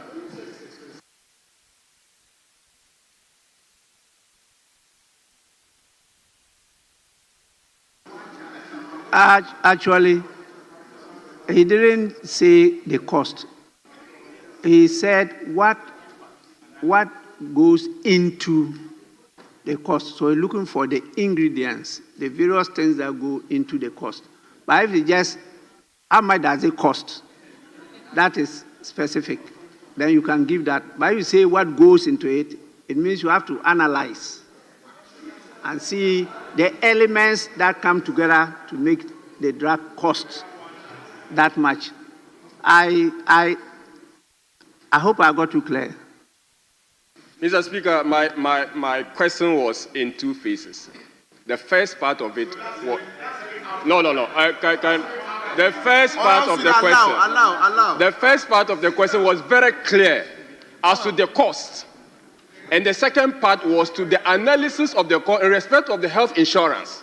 So that is the second part. So if the minister is telling that he doesn't have the figures and he will provide this house with the figures, it's a very valid answer.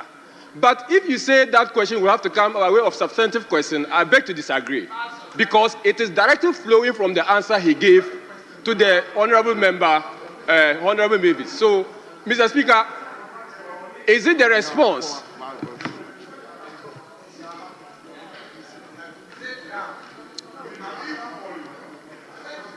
Be standing. This will be standing. Yes. Honorable Minister. This way you can also stand up. Are you saying you should be given time to come back or what? Yeah, Mr. Speaker, I will make the cost available to the House. Well. Let me go to Bimbila. No.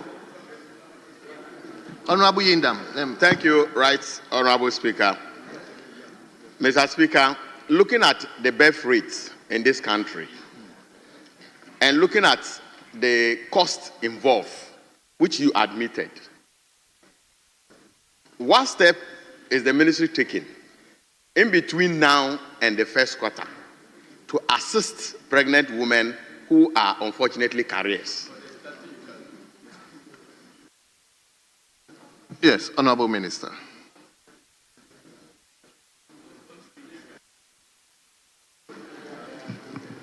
Thank you, Mr. Speaker. Mr. Speaker, immunization is a structured program under the ministry. And so we have a program for it. It was not part, and as I speak tonight, it is even not part of our immunization program, but as part of the free primary health care we intend to roll out, we are bringing that on board. So for now, we don't have any ad hoc measure to deal with it. We are taking our time and we want to put it as part of the traditional immunization. So for now, we don't have any program for it for now. We are waiting for the substantive program we have planned. Well. Yes, Honorable Isaac Boama. I'll give you just a very short and simple one. Mr. Speaker, I think the question as asked the minister is key because of the consequences of lack of immunization in that regard. And given the response of the minister to the effect that the consideration for national attention would be done by the end of the first quarter 2026, I want to ask the Honorable Minister, if you look at the data, if you have data now on where it is endemic, I think there should be a structured approach to see how best you would resolve or make special finance. You've come to this house with special budget to deal with emergency situations. So I want the Honorable Minister to tell this house what special arrangements he has put in place from his budget. If really he has received releases from the Minister of Finance, and then make provision for the endemic places to be treated as a state of emergency. Thank you very much, Mr. Speaker. Yes, Honorable Minister. Thank you, Mr. Speaker. Mr. Speaker, I repeat, the ministry has a program for bringing on board the hepatitis B bed dose. And so I will indulge honorable members to be patient and we will enroll it. We didn't come to meet it at all, please, with the greatest of respect. Thank you very much. Leader. Mr. Speaker, according to the minister, government will soon introduce immunization to save lives. But what I find curious is the fact that though hepatitis B affects a chunk of our population, in fact, Mr. Speaker, record from Ghana Health Service gives a data which is in excess of 1 million being infected, yes. And I've had, yes. I made a statement on this on the House floor. They estimate almost 10% of our population infected by hepatitis B.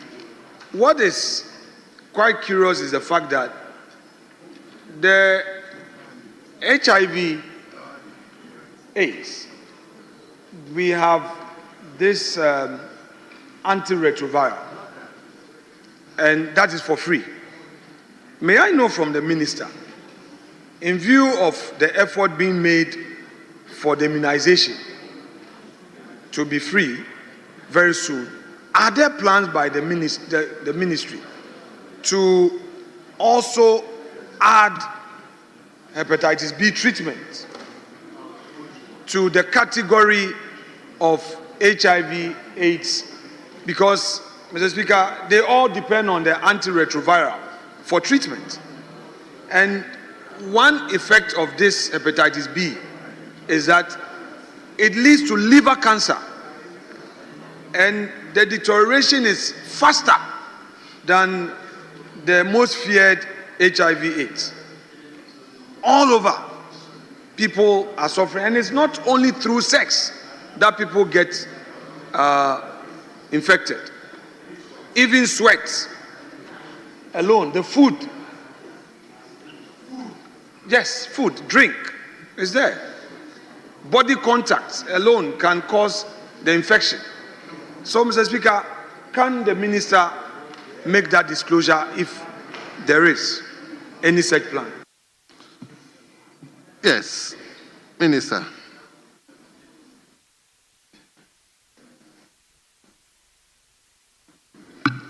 Thank you, Mr. Speaker. Mr. Speaker, my information is that it is very, very difficult to treat or to cure,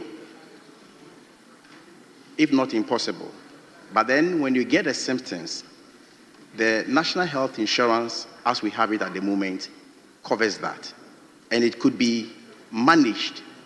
It could be maybe. That is why I'm saying that it is not curable. It's not, its treatment is very difficult as we stand now. And so, Mr. Speaker, having it as symptoms could be considered under the National Health Insurance as we have it at the moment. Yes, so when you have, every disease and its symptoms, you understand. And so, for example, if you go to the hospital and you have headache, and they try to manage the situation. And those situations are under the National Health Insurance as we have it at the moment. But to say we are treating or curing the hepatitis B on the National Health Insurance, that maybe I will have to recheck. Speaker, with respect, I need to lay a good foundation for my respected colleague, the minister, to understand the situation. Mr. Speaker, when you get HIV and it is so tested and viral load is determined, the health authorities put you on antiretroviral drugs. It is free.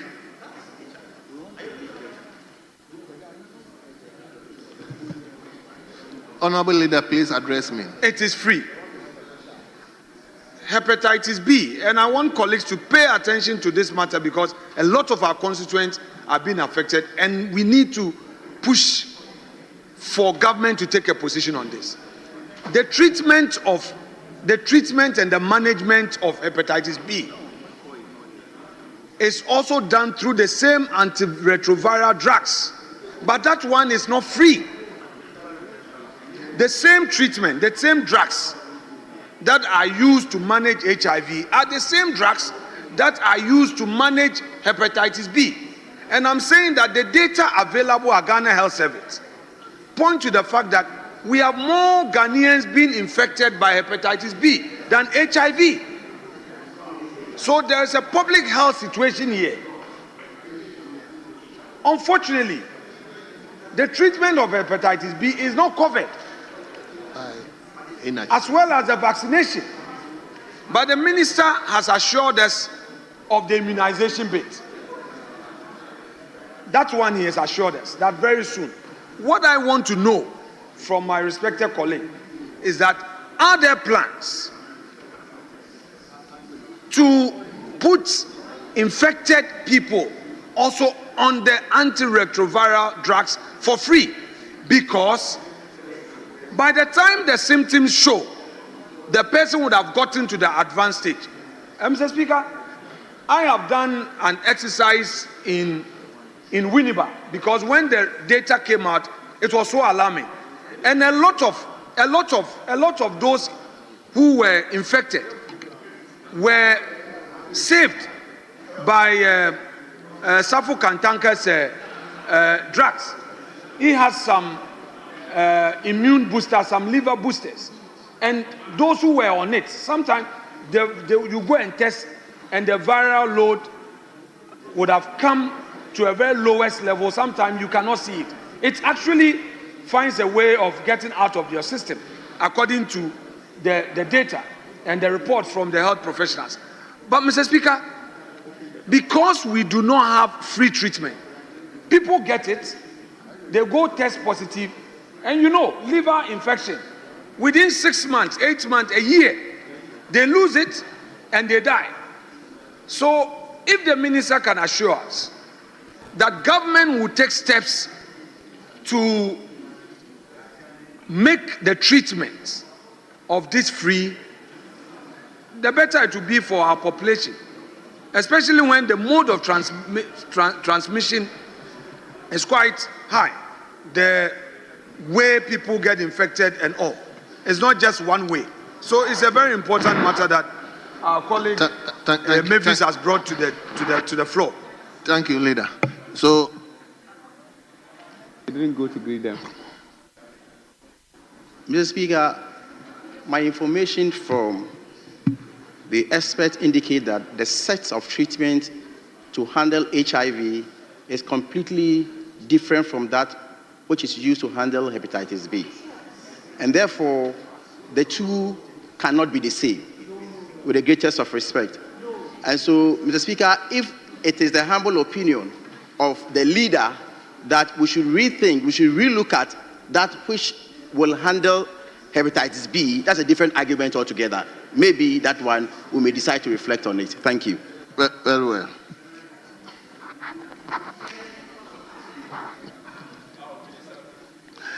Yes, Leader. Mr. Speaker, this period is not for debate, but once the minister put out some facts, it is important that a question is put for clarity. According to our respected colleague, the minister, he says that according to some experts, the treatment or the management of hepatitis B does not use, I use the word antiretroviral.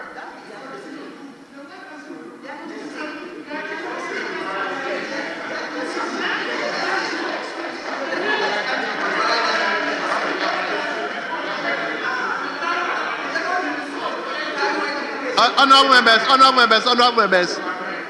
Honorable members, we don't need to split our hairs in this. He is on the floor. If you have a question, you can push. Don't worry. Let's allow him. Yes, leader, please. Let's.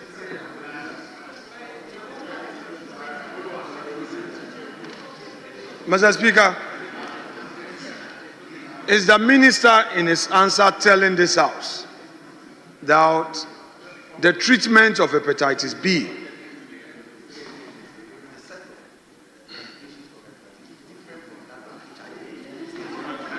Leader, please address me. Don't just address the chair.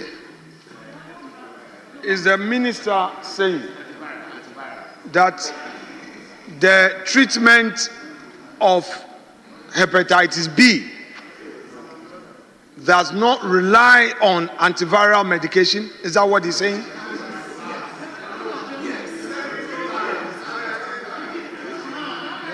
Mr. Speaker, that's my question.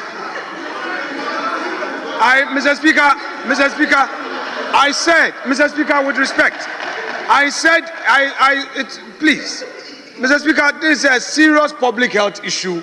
That's some of the mistakes we make as political leaders. People in our constituents are dying. The percentage, the infection rate, according to Ghana Health Service, is about 10% of the population. That is an alarming figure. So if we are talking about 30 million, over 3 million of our populace are infected by hepatitis B, far higher than HIV. So let's not be partisan about this. What I'm saying is that in HIV, they rely on antiretroviral for treatment, and it's for free. So today, unlike some 20 years ago where people get HIV and they die, today, because of the management, the antiretroviral, people are able to take it religiously, manage their viral load, and they live a healthy lifestyle. I am saying that in the case of hepatitis B, which kills faster and leads to liver cancer, and the time you realize it, your liver would have been gone. Vaccination is not for free. For adults, treatment is not for free. Meanwhile, it affects the population in higher numbers than the HIV that we fear. People are surviving more on HIV than hepatitis B, and they are dying quietly. All I want to know from you, Honorable Minister, is that would you take steps to put hepatitis B treatment on the National Health Insurance Program and make it free as well? Well. Thank you, Mr. Speaker. Mr. Speaker, that will be considered. Thank you. Well. Thank you. We turn to question 7B. Question 7B. And the question stands in the name of Professor Titus Kofi Bayo, member for Lambusi. Honourable member, I have the floor now. Thank you, Mr. Speaker.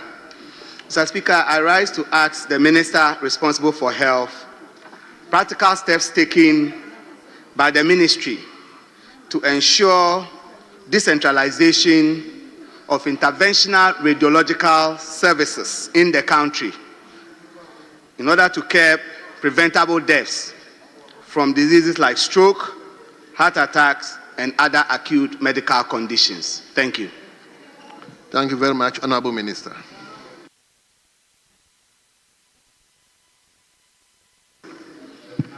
Thank you, Mr. Speaker. I thank the honourable member for this important question, which highlights a critical component of our national strategy to reduce preventable death from cardiovascular and other acute medical conditions. Mr. Speaker, interventional radiology is a specialized branch of medicine that uses minimally invasive, image-guided techniques to diagnose and treat various medical conditions, including blocked blood vessels, internal bleeding, and organ disorders. It plays a vital role in the rapid management of emergencies such as stroke, heart attack, and other life-threatening conditions. Mr. Speaker, the situation inherited by the government was that only 2 public facilities were providing some level of interventional radiology and cardiac catheterization services. In addition to few centers operating within the private sector, this limited distribution of services constrain equitable access and contribute to delays in the management of cardiovascular and emergency cases. To address this gap, the Ministry of Health, in collaboration with the Ghana Health Service and other implementing agencies, the National Ambulance Service, and other development partners, has adopted a comprehensive plan to expand interventional and emergency services nationwide. First, in the area of capacity building, the ministry has partnered with the Ghana College of Physicians and Surgeons to establish a fellowship program, Interventional Radiology. Funding and scholarships have been secured to support training with attention to equitable regional representation. Continuous professional development programs have also been revised to include interventional techniques for radiologists, cardiologists, and emergency physicians. Additionally, telemedicine platforms are being deployed to provide mentorship and technical support to regional hospitals. Second, regarding infrastructure, the ministry has prioritized the expansion of interventional and cardiac care facilities. 6 regional hospitals are being upgraded over the next 2 years to include CT-guided intervention suites and portable ultrasound system for emergency vascular procedures. The Speaker, most notably, we have set in motion processes for the establishment of 3 new catheterization laboratories, known as cath labs, in selected tertiary hospitals to support interventional radiology, cardiac procedures. This represents a major advancement in the equitable distribution of advanced cardiovascular care. Our targets include increasing the number of certified interventional radiologists from 4 to 20, establishing functional IR services in at least 6 additional regions, and reducing the median door-to-procedure time for acute stroke and coronary syndromes to under 90 minutes. Finally, Mr. Speaker, sustainability is being ensured through the integration of IRA-related maintenance and consumable costs into the National Health Insurance Scheme, and by progressively expanding local training programs to develop a fully Ghanaian faculty by 2028. Mr. Speaker, the Ministry of Health remains firmly committed to decentralizing interventional radiology and cardiac intervention services as a key element of our national health strategy.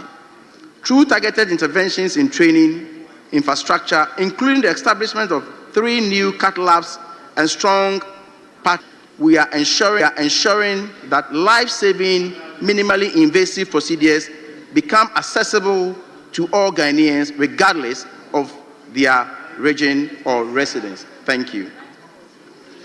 Thank you very much. Honorable Professor Bayoni, supplementary question. Yes, Mr. Speaker. Thank you.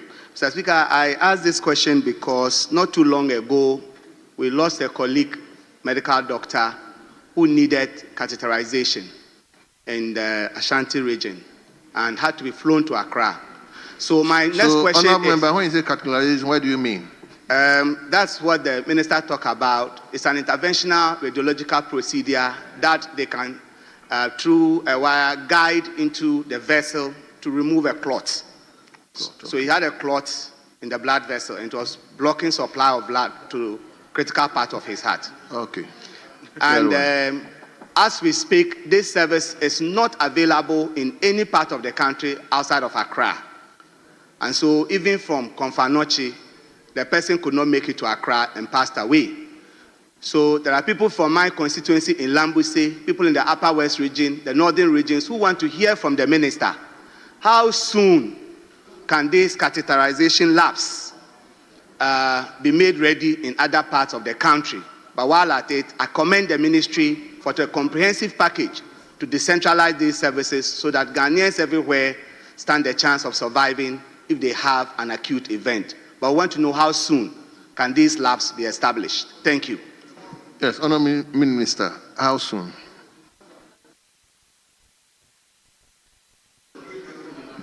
Thank you, Mr. Speaker. Mr. Speaker, as a matter of fact, government is at the concluding stage of the procurement processes.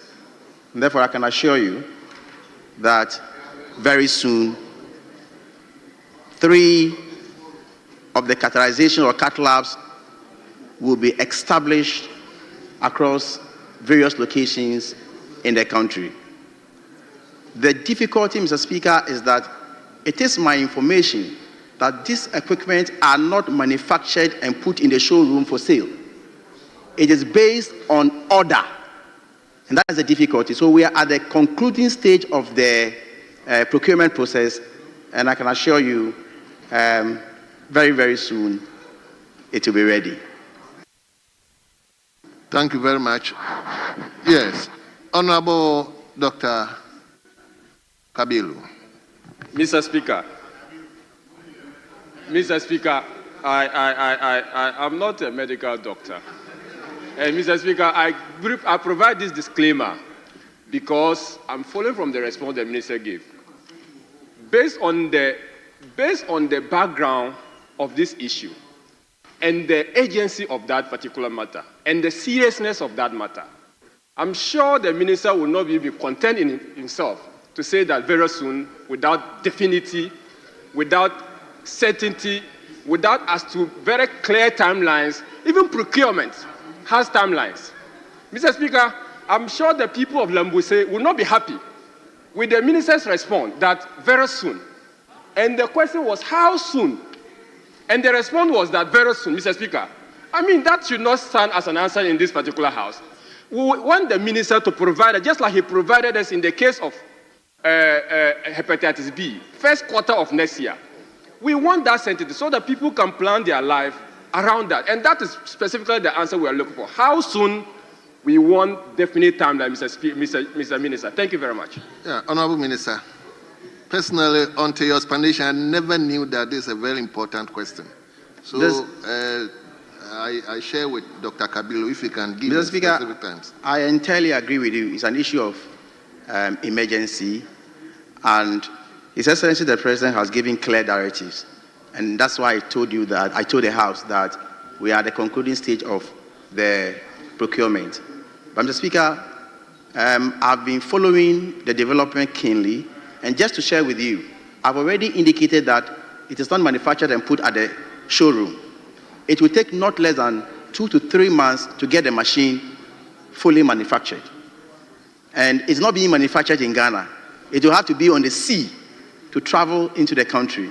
Give yourself about 1 to 2 months. And so if you add, give or take, we are talking about not less than 5 months. And so, but I didn't want to, Mr. Speaker, but that is the explanation, Mr. Speaker. Yes. So we will now turn to the normal questions. We will turn to the normal questions, and we will come to Dr. Kingsley Ajimai, member for Buakwa South, on question listed as 86. Dr. Ajimai, you have the floor now.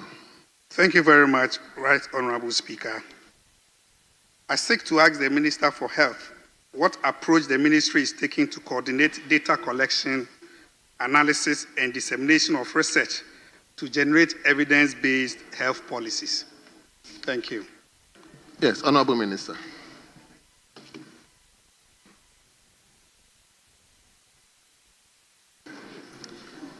Mr. Speaker, I thank the Honourable Member for the question, which highlights the importance of data governance and research in shaping evidence-based health policy.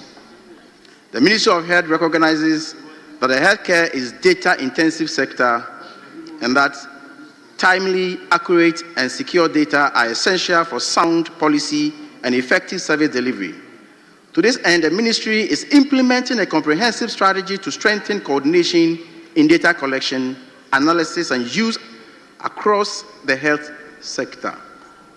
First, We are automating data capture at all levels of care to replace manual entry, reduce errors, and ensure timely reporting. This digital transformation enhances accuracy and efficiency while freeing health workers to focus on patient care. It also ensures that our systems are robust, interoperable, and locally managed, so the ministry maintains full control of medical data without dependence on external vendors. Second, we are establishing a national health database under the Health Information System Strategic Plan to integrate data from the Ghana Health Service, the National Health Insurance Authority, and other agencies into one reliable repository for policy, planning, and research. Third, we are harmonizing health data and metadata across all 29 agencies to ensure consistency and interoperability, and are collaborating with the Ghana Statistical Service to align health data with national demographic information for more accurate analysis. The ministry is also partnering with universities and research institutions to apply advanced analytics and big data tools, enabling real-time insight for planning, resource allocation, and performance monitoring. Complementing this is a knowledge translation platform, which ensures research findings are systematically synthesized into national policy recommendations. Mr. Speaker, through these efforts, the ministry is building a modern, secure, and integrated health information ecosystem that supports a real-time decision-making, safeguards data sovereignty, and reinforces our commitment to evidence-based health policy. Thank you, Mr. Speaker. Thank you very much. Yes, Dr. Ajimai. Thank you very much, Minister. I might have mixed it. Forgive me if I did. My question was in threefold: collection, analysis, and dissemination. Dissemination is very key, but in your response, I didn't hear a response on dissemination of this data. Can you please point to the various paragraphs that answers the question on dissemination? Thank you. Yes, Minister. Mr. Speaker, if the honorable member will come again, dissemination as in the analysis we get from the data gathering, what we learn from it, and disseminating that information, or what do you exactly mean by dissemination? Thank you very much. You have collected data, you've analyzed data. How do you disseminate that data to transform into policy evidence or evidence policies that we require in the health sector? Thank you. Yes, Honorable Minister. Mr. Speaker, what data does to policy is, Mr. Speaker, I'll give you a practical example. It's out of data that we realized that about 43 to 45% of our mortalities in this country are attributable to NCDs. Is data. So once you have this data, as a government or as a leader, it informs your policy, hence the establishment of Mahama Cares, to deal with the issues. And so when you know that there is a problem out of the data, maybe in some cases, in some cases, you have to embark on sensitization drive. How you sensitize the people, maybe if it's for example, if it's an outbreak, if you have a data on outbreak, then you have to roll out your public health strategies to sensitize the people on how they can prevent themselves from that particular outbreak. And so that is how the analysis or the data collection informs decision makers to be able to govern well. I thank you for the opportunity. Yes, no. Thank you very much, Right Honorable Speaker. I think I will engage further on the response given on the dissemination. I have a quick follow-up. Again, in consonance with best global practices, you realize that research calls are usually announced so that we reduce biasness and other issues that comes with it. The response, however, was lacking on mitigating strategies to reduce biases to research. Can the minister consider such issues that are usually in line with best practices when it comes to research calls? Thank you. Yes. Is there a question or you? So, no, it's not an admonishment. The question is, what strategies have they put in place to mitigate research biasness with regards to usually best practices on research calls? Yes, Doc. Honorable Akando.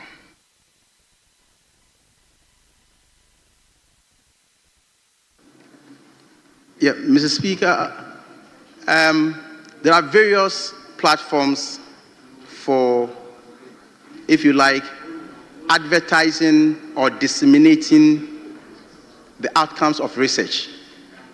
And for me, every research has a reason. You have a target. If the target at the end of the day is to create some kind of awareness, at the end of the research, you do so, given the aims for the research. But if the research is also to guide you to take certain decisions, you also do accordingly. But that notwithstanding, your issue of best practice is also taken on board. And usually, we use platforms like the Health Summit, the WHO, Health Assembly, and then other avenues or other fora to do this dissemination. Thank you for the opportunity. Honorable members, let's turn to question 9.5. Question 9.5. And the question stands in the name of Honorable Member for Old Tafo.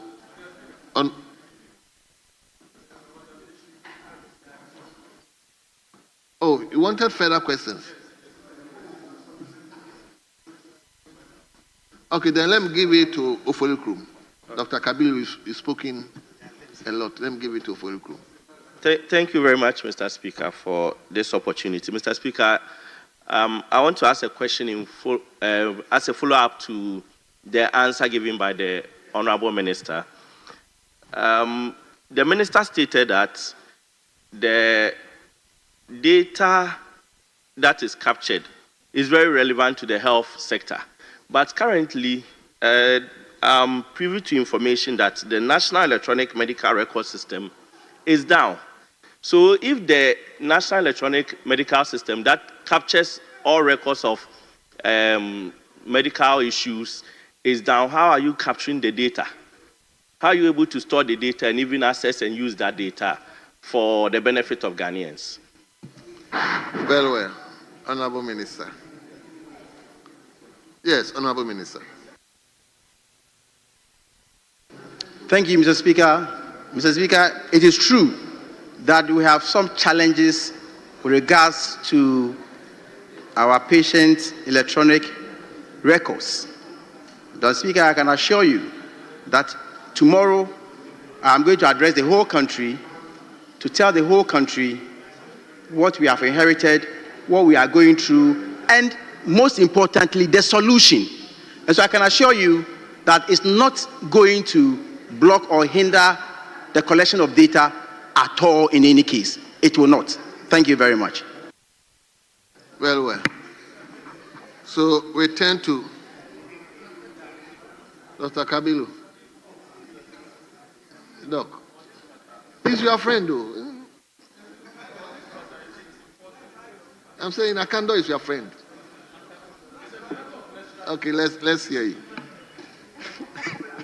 Mr. Speaker, I am rather difficult because yesterday at a TV program, it was a serious issue on the issue of the contract between the Minister of Health and the Lightwave health information management system.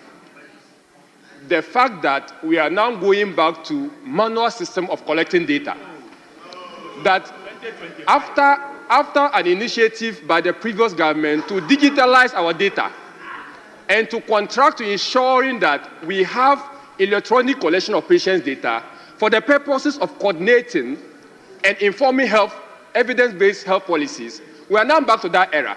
And that's the reason why I want the minister to rather take this issue more importantly now, because the members of parliament are here, the representatives of the people are here.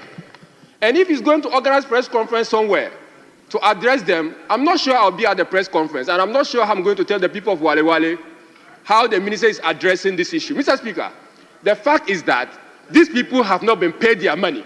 What measures is the minister putting in place to pay them their money so that they can bring back their service? Mr. Speaker, this is my question to him. Thank you. Honorable Minister, he's saying this is the biggest platform you can have. So Mr. Speaker, I agree. I will take up the challenge. Yes. So hear me. Mr. Speaker, in 2019, Ghana government signed an agreement with a company called Lightwave. Mr. Speaker, the contract sum was $100 million to connect 950 health facilities in the whole country. And the contract was supposed to expire in 2022. Mr. Speaker, in 2022, the contract was extended twice to expire on the 31st December 2024. Mr. Speaker, at the end of the 2024, out of the 950 facilities, only 450 had been connected. Out of the $100 million, $77 million had been paid. More than 77%. Meanwhile, less than 50% of the job had been done. Mr. Speaker, as part of the contract, it was supposed to be divided into what we call milestones. And so at the end of each milestone, the infrastructure and everything must be handed over to the states. Mr. Speaker, it is unconscionable for any government appointee to sign an electronic agreement that an individual will be hosting our data and the state will not have access to our data and the state will not have access to our service. Our health data. Mr. Speaker, this is what we inherited. Mr. Speaker, at the end of the 2024 when we took office, in 2025, the contract had expired. And so the issue of the government has come to terminate any contract doesn't arise, Mr. Speaker, because the contract actually expired on 31st December 2024. So there was no issue of termination. Mr. Speaker, when we took office, as part of the contract, we said, hand over whatever you have done to the state. And before we sit to take delivery of whatever has been done, we needed as a ministry, as a government, to know whatever we were inheriting. As a forensic audit was conducted, Mr. Speaker.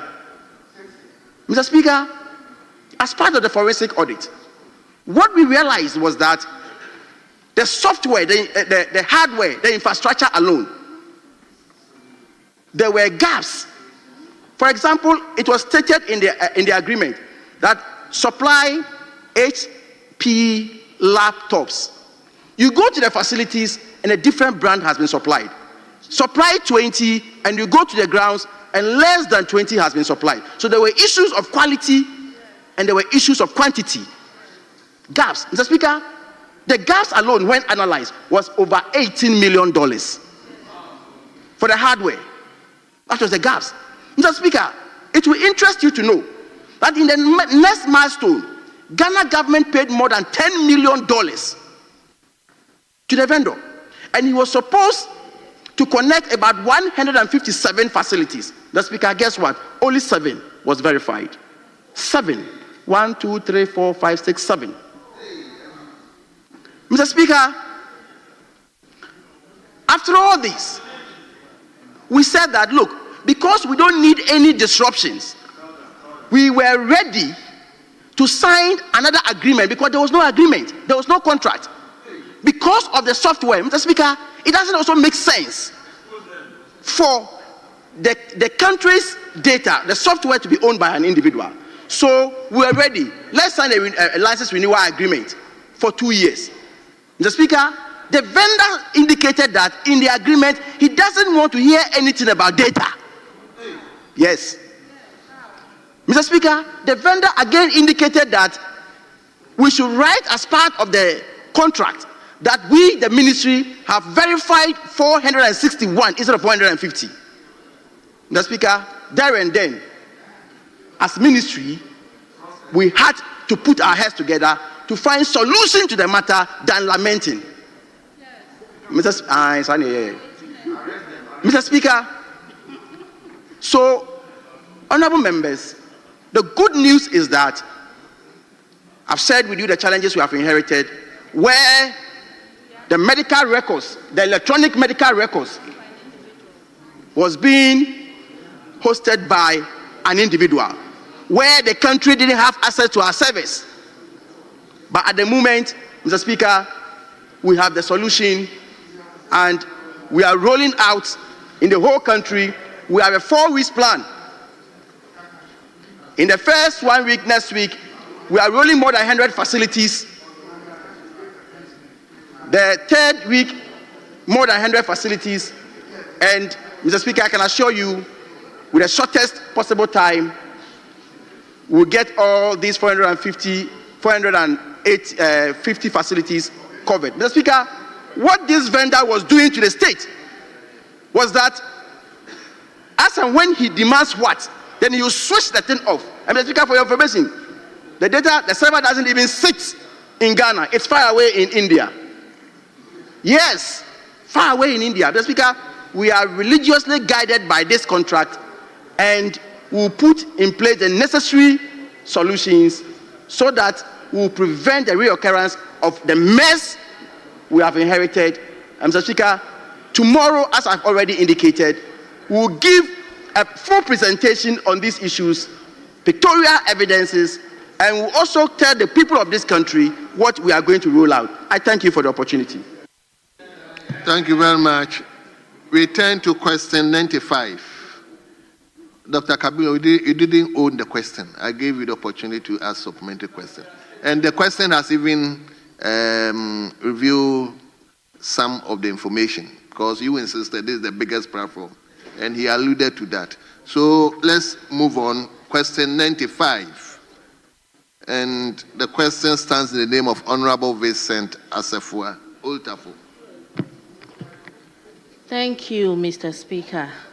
In accordance with Order 883 of our standing orders, I rise with authority from the Honorable Vincent Eko Asefua, Member of Parliament for Oltafo, to ask the Minister for Health the timeline for the completion of the maternity block at the Tafo Government Hospital. Thank you. Yes, Honorable Minister.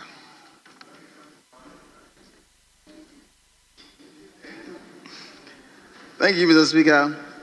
I wish to inform this August House that both executive and parliamentary approvals were duly secured for the financing and supply contract related to the Tafo Maternity Hospital project. Additionally, value for money negotiations were successfully concluded. However, Mr. Speaker, as you may recall, in January 2023, the government, through a circular issued by the Ministry of Finance, suspended payment on external funded projects. As a result, the Dutch Bank AG, the project financier, was compelled to halt the necessary processes required for project effectiveness. Consequently, the project has been temporarily put on hold due to the debt restructuring. I thank you, Mr. Speaker. Very well. Yes, Honorable Gloria, any supplementary question? Yes, please. Mr. Speaker, has the Ministry of Health engaged the Ministry of Finance to find a new funding or support to complete the Tafo maternity block and other health projects? Yes, Honorable Minister.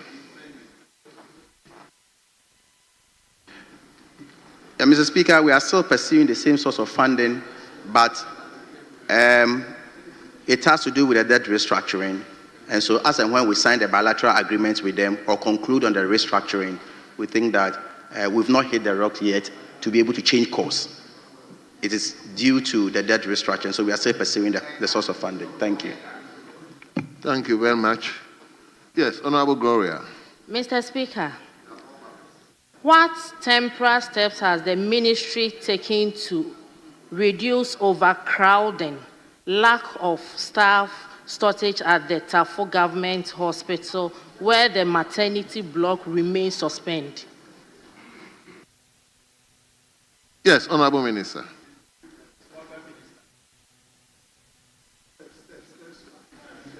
Mr. Speaker, I thought we were talking about construction of maternity.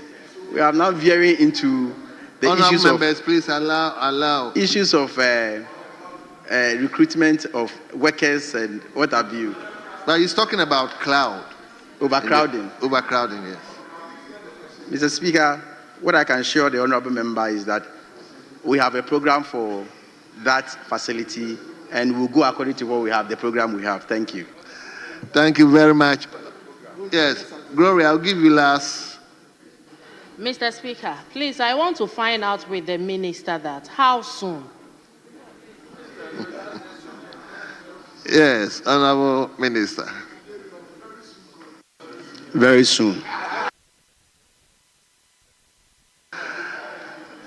Honorable members. Yes, leader. Mr. Speaker, with all due respect to the minister, I think the answer he has provided is completely inadequate. Minister, you can do better. So please kindly just respond to the question. But your response Minister, is inadequate. The leader is your friend. Look at So, Minister, Mr. Speaker, he's my former friend, so he should be able to. Speaker, this house is a house of records, and I don't expect my colleagues want me to lie to the house. This project is dependent on the conclusion of the debt restructuring. I must know when the debt restructuring will end before I can tell you when we can even have access to the source of funding. So, Mr. Speaker, we are pursuing it, but with the greatest of respect.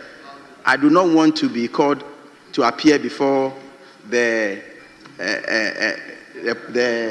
Government Assurance Committee, and therefore I am being very careful here. Thank you very much. Honorable members, this is a constituency-specific question, so we will not rule out any supplementary question to any member. So we turn to question 262. 262. Honorable Member for Suhum, Honorable Frank Asiedu-Bequin. Thank you, Mr. Speaker, for the opportunity. I will arise to ask the Minister plans the ministry has for the expansion and refurbishment of the emergency ward at the Suhum Government Hospital. Thank you very much. Honorable Minister, Suhum Government Hospital.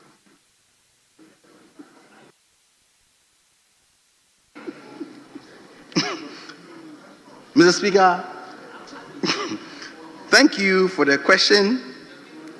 The ministry fully acknowledges the essential need for a well-functioning and adequately equipped emergency ward at Suhum Government Hospital. At present, the expansion and refurbishment of the emergency ward has not been captured under the 2025 fiscal year budget.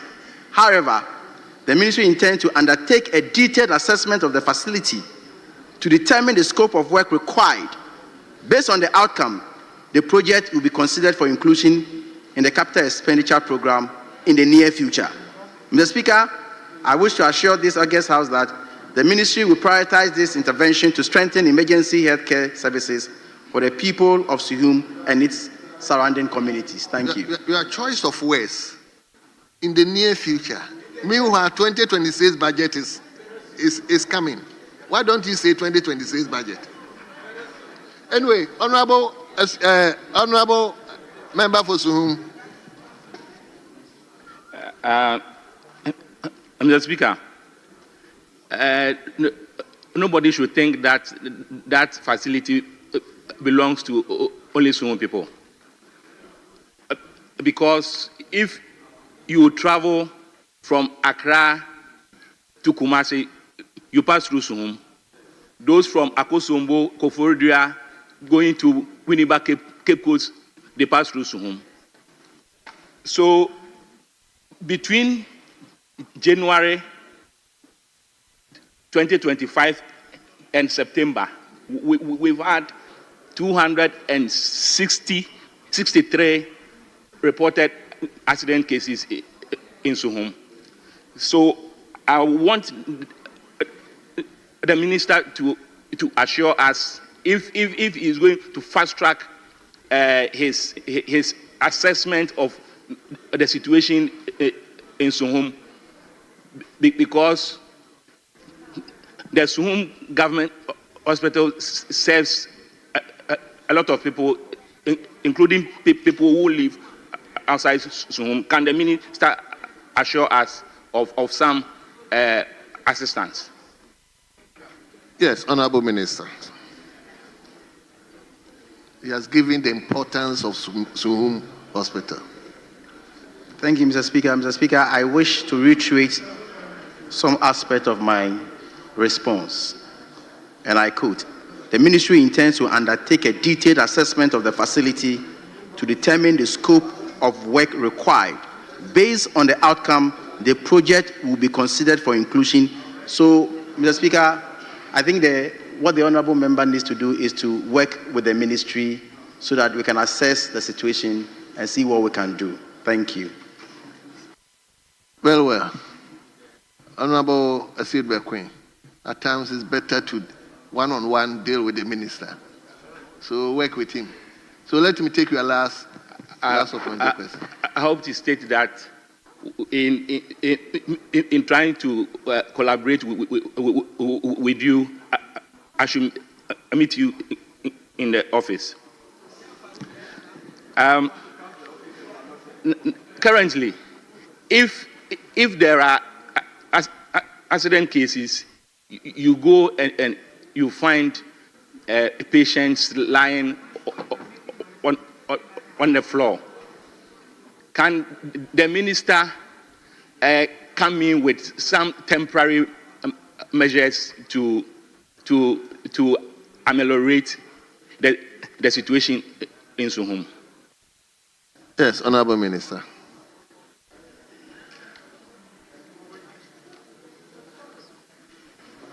Mr. Speaker, I fully agree with the honorable member that the Suhum Government Hospital is at a very strategic position that serves anybody who plies on the road. And so, as I have already indicated, you should work closely with my office, and I can assure him that we are in to serve the country. We will do our best. Thank you. Thank you very, very much. Honorable members, we will turn to question 263. 263. Honorable member for New Juabe North, Honorable Nana Osei Eji. Mr. Speaker, I stand on Order 883 with the express authority of Honorable Nana Osei Eji, and with your permission, to ask the Minister for Health the status of the Eastern Regional Hospital, which has been abandoned after 70% completion. Yes, Honorable Akando, Minister. The way you are smiling, it means we are going to give a straight. Mr. Speaker, the design, construction, and equipment of the Eastern Regional Hospital was awarded in May 2020, 5 years ago. The project made progress to attain a completion of about 57%. However, the project stalled due to the debt restructuring. Mr. Speaker, as indicated earlier, the Ministry of Health, in collaboration with the Ministry of Finance, will consider resuming once the processes for the debt restructuring is concluded. So, Mr. Speaker, if the project was abandoned, it was abandoned long ago. But we will go back to site and do the needful. Thank you. The way you were smiling, I thought you were coming to give different response. Yes, honorable member for Forukrum. Mr. Speaker, no further questions. Very well, thank you. So, honorable members, we turn to question 326. Honorable Dr. Thomas Winsome Anaba, a member for Garu. Doc, you have the floor now. Thank you, Mr. Speaker. I rise to ask the Minister for Health the measures the ministry is taking to complete the Garu District Hospital. Honorable Minister, Garu Hospital.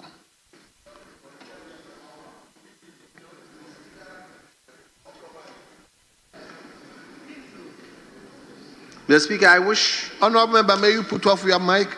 Very well.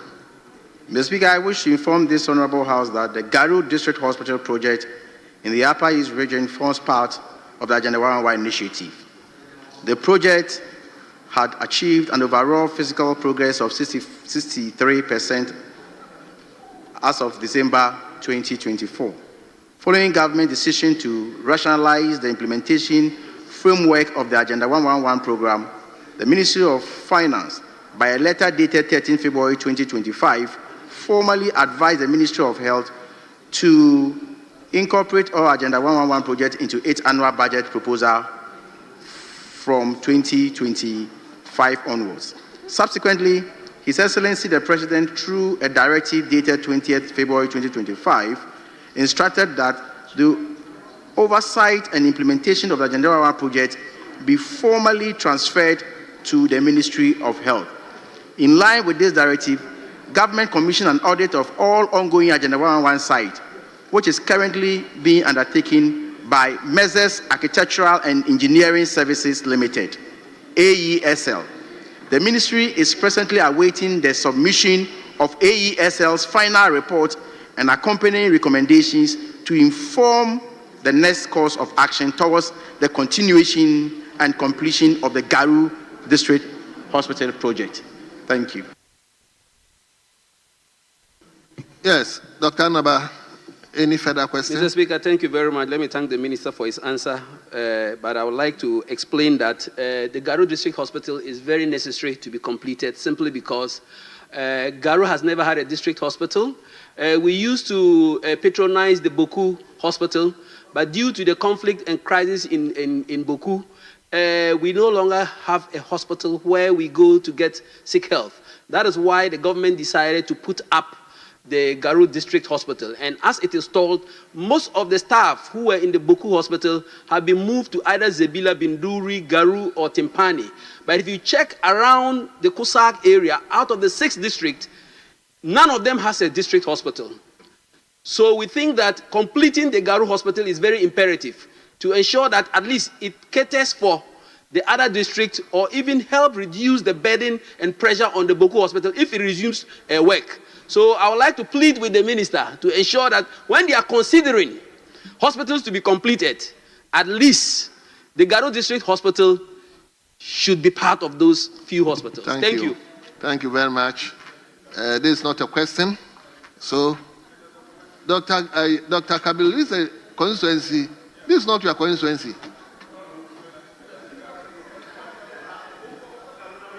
Mr. Speaker, the response from the minister goes beyond the specific constituency.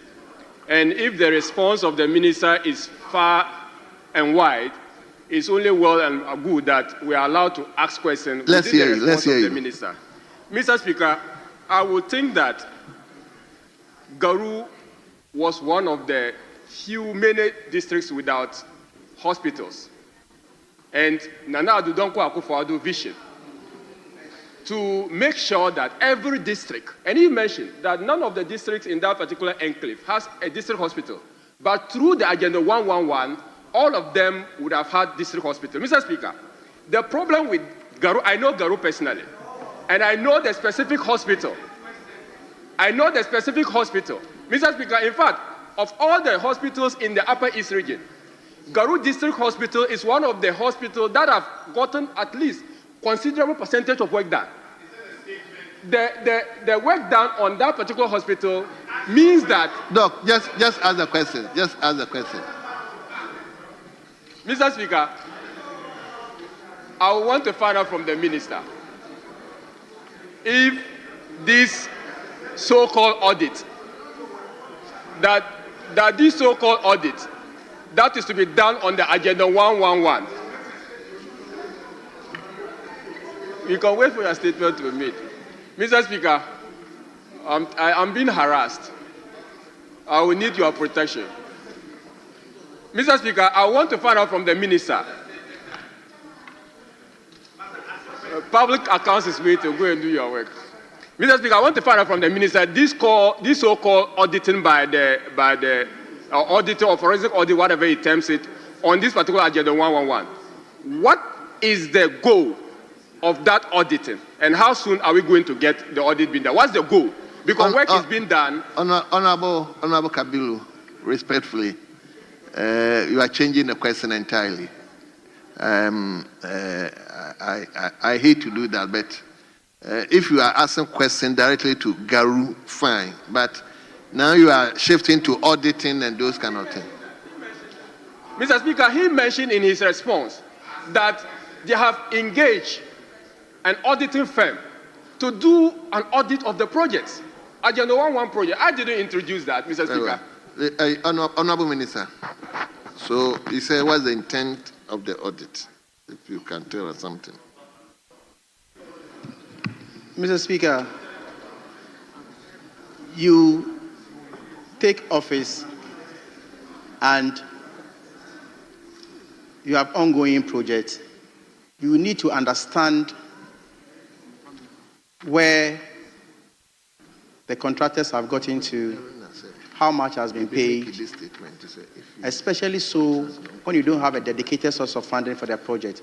And then as government, you strategize to see how you can get money to continue all these projects. So, Mr. Speaker, you must understand what you have inherited.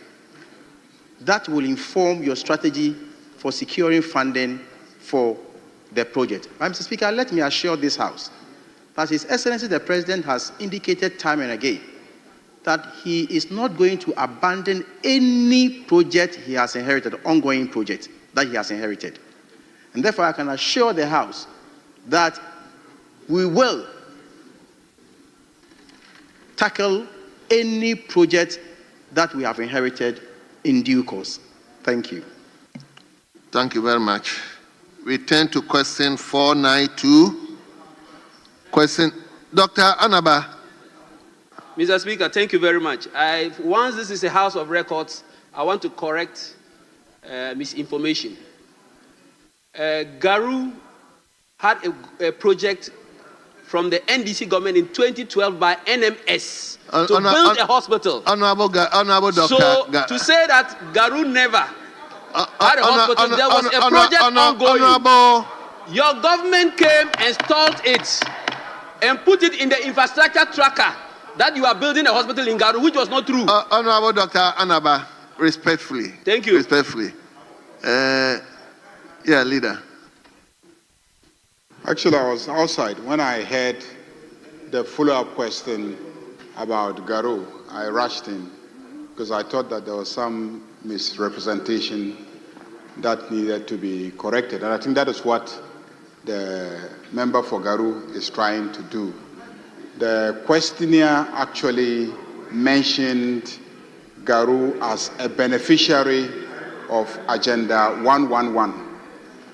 But that's not the case. The Garu Hospital was started by the NDC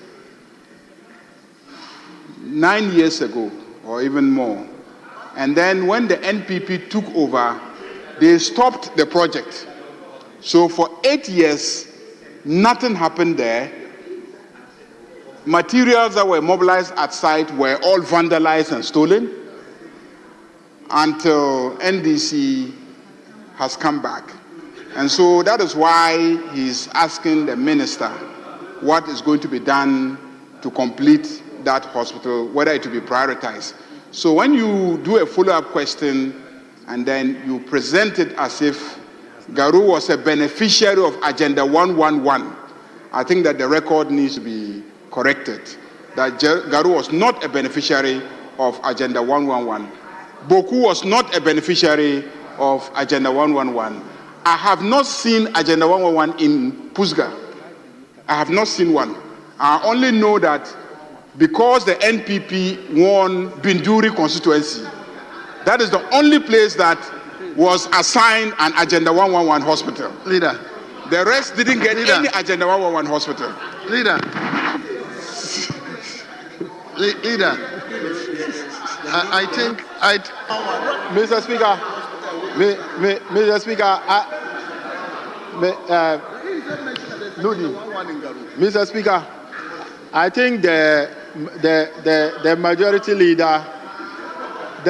leader didn't get the right briefing, because if you look at page 7, response from the minister on the question 326, the minister admitted that it is an Agenda 111 project. But that's what the answer. The minister said. The minister said, Mr. Speaker, I wish to inform this honorable house that the Garu District Hospital project in the Upper East region form part of the government flagship Agenda 111 initiative. And he himself admitted. He himself said it's Agenda. Honorable members, please.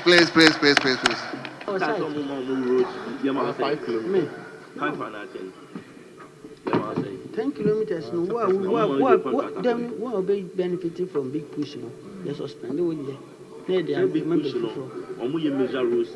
Yes, they are being starting me when they whose microphone is on, please? Okay, so Mr. Speaker, if the NPP government decided to adopt that project, please, let's listen to each other. Please, let's listen to each other. The minister is sitting here. I know the hospital. The member of parliament is sitting here. He knows the hospital. And the minister's records will show that this is a hospital project that was started under the NDC. It was stopped by the NPP. Then after COVID, when MPP decided to do Agenda 111, they may have added Garu, but nothing was done there. Nothing was done there. I'm saying that you took all Agenda 111 hospitals. When the president announced Agenda 111 hospitals, they were supposed to be new hospitals to be constructed. We all listened to him during the COVID when he announced it, that the government was going to construct new hospitals from the scratch. When you decided to adopt the hospital at Garu, then you had moved from your original objective and the Agenda 111. And I'm saying that I would have been happy if after adopting it, you had actually completed the hospital. But even after adopting it, you failed to complete the adopted hospital. Leader, thank you. But I think if there's any confusion, probably it might have emanated from the minister's response that it was part of the Agenda 111 hospital.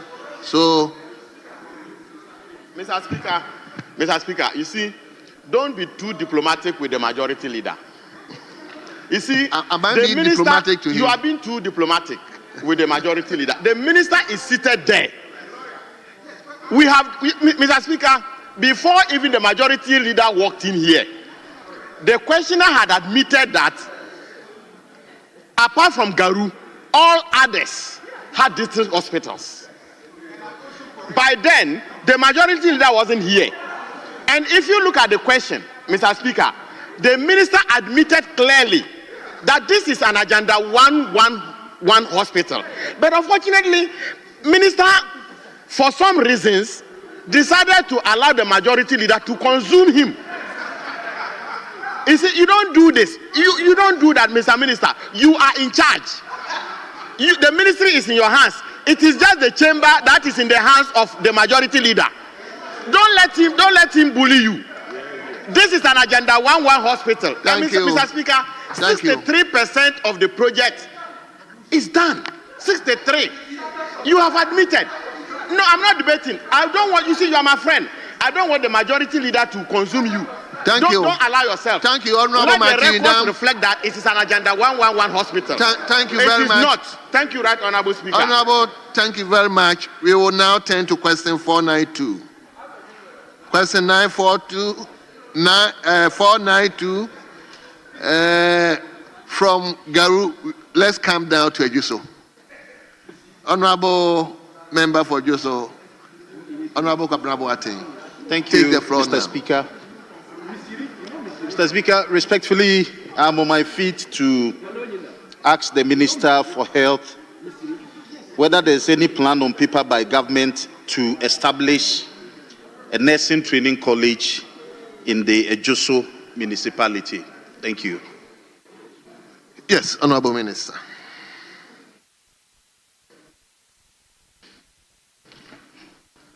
Mr. Speaker, I thank the Honourable Member for the question. The Ministry of Health recognizes the importance of expanding training opportunities to meet the increasing demand for skilled nurses and midwives. However, at present, there is no official plan or approved documentation for the establishment of a nursing and midwifery training college in the Ejuso municipality. Mr. Speaker, the ministry currently oversees 94 nursing and midwifery training colleges across the country, 14 of which are located in the Ashanti region. Before any institution is established, the ministry, through the Human Resource for the Development Directorate, conduct a comprehensive needs assessment and feasibility study. These assessments take into account regional equity, availability of clinical training sites, financial and staffing considerations, and the accreditation requirement of the Nursing and Midwifery Council and the Ghana Tertiary Education Commission. Mr. Speaker, while the ministry has received expression of interest from the stakeholders within the Ejuso municipality, no formal proposal has yet been submitted or approved through the ministry's internal processes. That said, the ministry remains open to collaboration with metropolitan, municipal, and district assemblies, as well as development partners, to explore the establishment of additional training institutions in underserved areas as the need arises, particularly for post-basic and specialist training programs. Thank you. Yes, Honorable Kabrabo Ating. Mr. Speaker, thank Any you. further? Yes, Mr. Speaker, by way of laying basis for my next question, I would like to say that the Ejuso municipality is a youthful population. The size is about 74,000. Mr. Speaker, we have about 8 senior high schools churning out graduates, of which some of them may want to pursue a career in nursing. The municipality is also an urban one, hosting about 46 major towns. 2024 projection, population projection is about 196,000. Mr. Speaker, I would want to find out from the minister if these are not necessary imperatives which may warrant, Mr. Speaker, an establishment of a nursing training in the municipality, looking at, Mr. Speaker, the indices that I have enumerated. Thank you. Minister, have you heard the imperatives? Very, very necessary ones. Mr. Speaker, all the factors he has enumerated are all very necessary requirements. Thank you. Minister, I didn't get your answer well. Yes.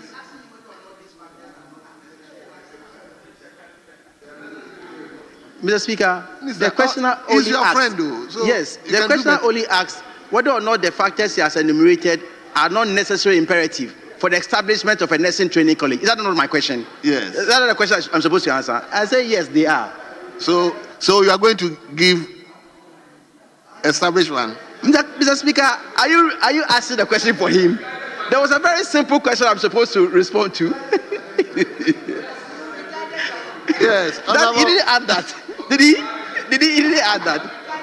So, Mr. Speaker, I will read some portions of my response. I'll repeat them. That the ministry remains open to collaborate with metropolitan, municipal, and district assemblies, as well as development partners, to explore the establishment of additional training institutions, especially in underserved communities. So, Mr. Speaker, we can take it from there. We will link up, and then we will take the conversation from there. Thank you. Yes, Honorable, do you still wish to? Yes, Mr. Speaker, my last question may be, and Mr. Speaker, permit me to lay the basis. I'm rightly informed that papers have been sent to the ministry, as the minister also rightly indicated that there's been some proposals. Mr. Speaker, I may want to know that if a formal proposal, one which the minister will rightly deem,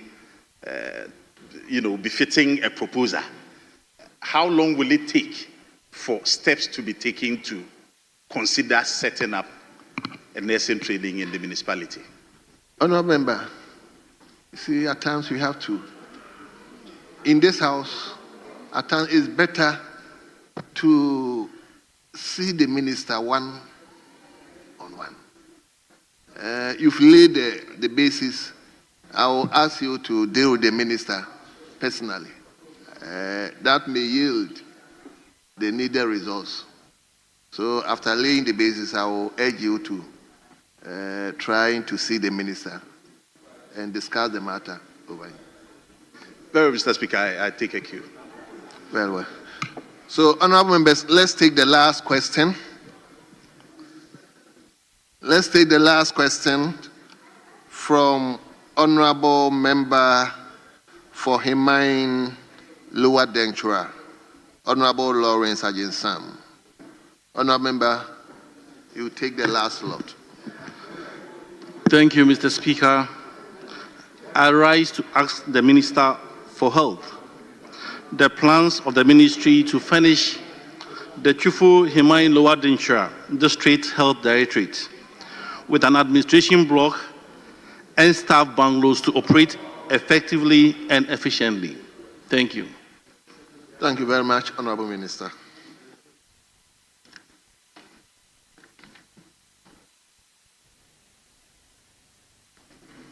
Mr. Speaker, the ministry acknowledges the importance of providing a conducive working environment and adequate residential accommodation to enhance the effective and efficient operations of the Chufu Hemain Lower Denchura District Health Directorate. As part of the ongoing health sector reforms, the construction of office and auxiliary facilities at the district level has been decentralized and now falls under the purview of the respective district assemblies. The ministry will, however, collaborate closely with the Ministry of Local Government, Chieftaincy and Religious Affairs, as well as the district assembly, to ensure that appropriate office and residential accommodation are provided to facilitate the effective performance of health staff within the district. Yes, Honorable Ajinsani, any further questions? Thank you, Mr. Speaker. Mr. Speaker, I would want to do a follow-up by asking the Minister, per his answer, that the construction of office and ancillary facilities has been decentralized. When was it decentralized?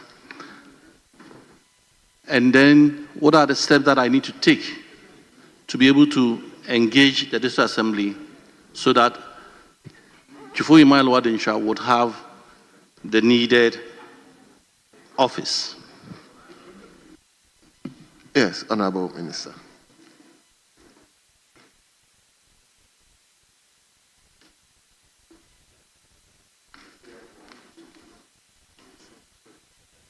Honorable Sunyani Bruni Senior JJ, may you put off here? Yes. Mr. Speaker, as far as I can recall, for the past 8 to 9 years, the Ministry of Health has not constructed district health directorate offices in the country. It has always been part of the project by the district assemblies. So when they do the constructions, then we will fill in the staff. Thank you. Yes, Honorable. My last question.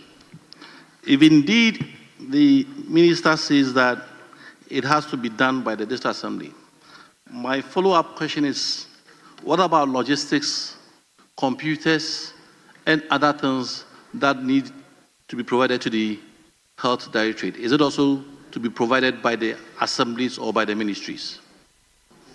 Yes, Honorable Minister. Mr. Speaker, as the directorate fall under the ministry, as and when they need the assistance, they have the right to write to the ministry or the Director General of Ghana Health Service, and we will look at it and consider it accordingly. Thank you very much. Honorable members, on behalf of the House, let me thank the Minister for attending upon the House to respond to members on issues relating to health in their constituencies. Honorable Minister, we thank you, and you are hereby discharged.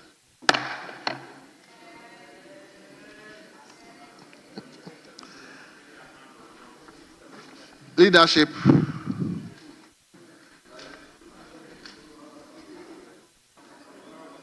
We are on statement. Mr. Speaker, I think we have 2 statements. I only have one. Yeah, we can do one and then. I only have one, and that statement, on Friday, I decided to take the statement today. That is in respect of Ghana Cedi assisting. I think today the Bank of Ghana celebrated and launched it. So I think it will be appropriate. I asked the chairman of the Committee on Economy and Development to read his statement in respect of Ghana Cedi assisting. So, Honorable Afol, you may take the floor now.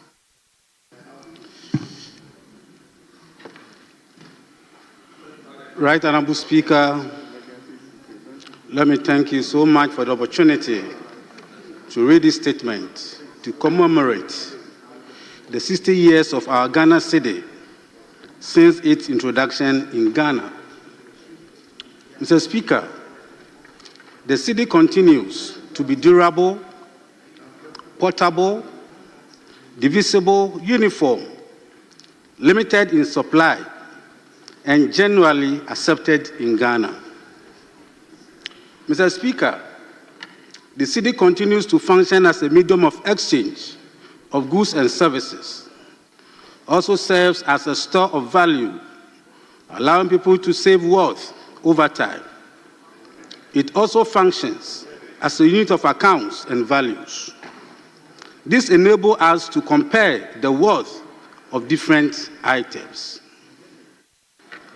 Mr. Speaker, let me use this opportunity to commend the government and the governor of the Bank of Ghana and his team for the effort to end dollarization, i.e. the practice of pricing goods and services in US dollars instead of Ghana cedis in Ghana. That has a tendency to depreciate the Ghana cedi through the increase in demand for the US dollar. To be specific, the government has issued a directive requiring all government contracts to be denominated in Ghana cedis rather than in hard currencies such as the US dollar. Moreover, the governor of the Bank of Ghana, Dr. Johnson Isiama, strengthened this measure by mandating all goods and services to be priced in solely in Ghana cedis. All these measures have contributed to making the cedi one of the strongest performing currencies in the world, evidenced by its continuous appreciation from 17 cedis to $1 in December 2024 to a current range of 10 cedis 30 pesos to 12 cedis to $1. Mr. Speaker, the Ghana cedi has undergone a remarkable transformation since the country gained independence, reflecting the nation's political, economic, and social changes over time. Its evolution tells the story of Ghana's journey towards the economic sovereignty and stability in the face of both internal and global financial challenges. Before independence, in 1957, the Gold Coast, now Ghana, used the British West African pound, sterling, and penny, which were issued by the West African Currency Board. These colonial-era currencies served several West African territories under British rule. However, after achieving independence, Ghana sought to establish its own monetary identity as part of its broader global, national, and economic independence. Mr. Speaker, in 1958, Ghana introduced its first national currency, Ghana pound, which was equivalent in value to the British pound sterling. The establishment of the Bank of Ghana in 1957 played a vital role in managing this new currency. The introduction of the Ghana pound symbolized the country's first step towards economic self-determination and control over its monetary policy. A few years later, in 1965, the first cedi was introduced by Dr. Kwame Nkrumah, replacing the Ghana pound. This change marked Ghana's move from the old imperial monetary system to a decimalized one, which one cedi was equal to 10 shillings or 100 pesos.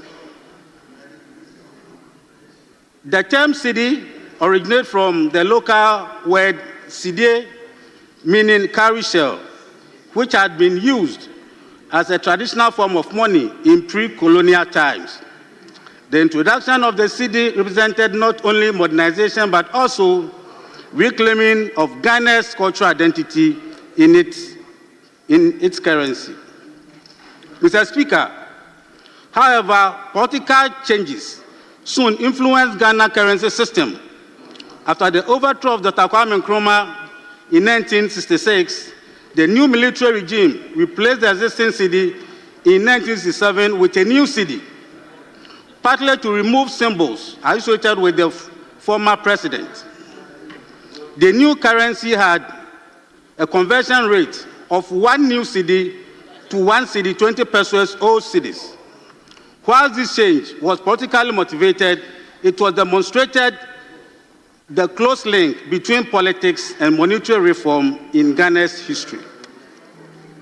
Mr. Speaker, throughout the 1970s and 80s, Ghana's economy experienced several instability, high inflation, frequent devaluation, and the emergence of black market exchange rates eroded confidence in the cedi. During this period, the government implemented several exchange controls and economic reforms. The situation worsened until the Economic Recovery Program, ERP, was launched in 1983, under the leadership of Flight Lieutenant Jerry John Rawlings, which aimed to stabilize the economy and restore confidence in the financial system. Mr. Speaker, by the early 2000s, the cedi has suffered significant depreciation due to persistent inflation, making financial transactions cumbersome. For instance, it took around 10,000 old Ghana cedis to equal $1. To address this problem, the Bank of Ghana redenominated the cedi in July 2007, introducing a new currency known as Ghana cedi. The conversion rate was 10,000 old Ghana cedis to 1 Ghana cedi. This redenomination simplified transactions, improved efficiency in accounting and pricing, and sought to restore public confidence in the currency. In recent years, the cedi has continued to evolve alongside Ghana's modern financial landscape. The Bank of Ghana introduced enhanced security features and new high-value denominations, that 100 Ghana cedis and 200 Ghana cedis, in 2019 to facilitate larger transactions. Meanwhile, the growth of the digital payment systems, including mobile money, has significantly transformed how Ghanaians interact with their currency. Despite these advancements, the cedi continues to face challenges such as depreciation against major foreign currencies, inflation, and global economic shocks. Let's all Ghanaians work towards the Ghana cedi to become an enviable currency in the world, as the journey has started from the beginning of 2025 fiscal year, as the cedi is trading with other hard currencies positively. This is a good sign of a strong currency in a strong economy. In conclusion, the history of Ghana cedi is deeply intertwined with the nation's political and economic journey, from the colonial era British pound to the modern Ghana cedi. Each transformation has reflected Ghana's desire for stability, identity, and growth. While the cedi has faced many challenges over the decades, it remains a powerful symbol of Ghana's resilience and commitment to economic independence. Thank you, Mr. Speaker, for this opportunity. Thank you. Thank you very much. You said what? Oh, no, not 1-1. This is a very important statement. And I think we can, together with the leadership, we can give 3-3.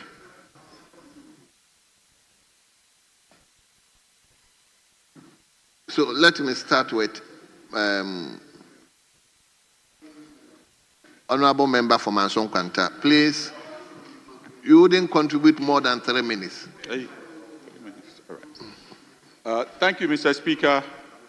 Firstly, I commend the maker of the statement, who happens to be the chairman of the Committee for Economy and Development, where I serve as the deputy ranking. Mr. Speaker, we congratulate ourselves as a country for having our own currency for 6 decades. Having our own currency, Mr. Speaker, serves to give us economic independence, having moved away from the British pound following independence. Mr. Speaker, having our own currency, the cedi, has also given us the freedom to be able to set our own monetary policy, which controls inflation, which controls interest rate, etc., without relying on any foreign sovereign to do this for us. Mr. Speaker, having our own currency, the cedi, for 60 years has also given us the flexibility in terms of trade, in terms of taxation, and also in terms of budgeting. We control our own currency. There is also the integration into the global financial system. We have our own currency, which the world has recognized. The world trades with it. It is accepted across the world. This is a source of pride to us as a nation, and is including us in the world platform for trading. Mr. Speaker, the cedi has shown resilience. As the maker of the statement indicated, we have seen the cedi, the notes being replaced, coins being replaced. We've seen the cedi being redenominated to make it easier to carry and transact, etc. The cedi has seen calm, the cedi has seen turbulence, but the cedi continues to thrive, and it is our source of pride. Mr. Speaker, with these few words, I will commend the maker of the statement, and I say I wish the CD long live and happy 60 years anniversary. I thank you very much. Thank you very much. Let me invite the Minister for Education. Mr. Speaker, let me thank you for the opportunity to contribute to the statement ably made by the Honorable Afo in joining the country to celebrate 60 years of the city.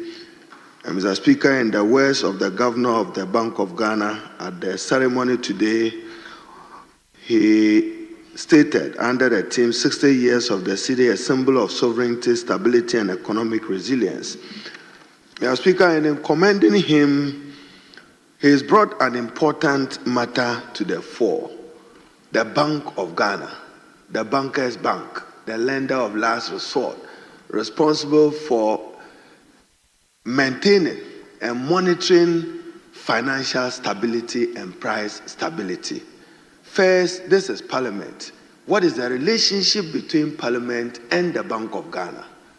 Mr. Speaker, we are yearning for an independent, autonomous Bank of Ghana, where monetary policy is the determination of the Bank of Ghana, and fiscal policy will vest in the Minister for Finance. But Mr. Speaker, the relationship, sometimes monetary policy suffers when you don't manage your fiscal policy well. But as the maker of the statement rightly observed, echoed by the governor himself and our colleague who just spoke, the city today is celebrated as one of the best performing currencies in sub-Saharan Africa, at least in the last 8 months.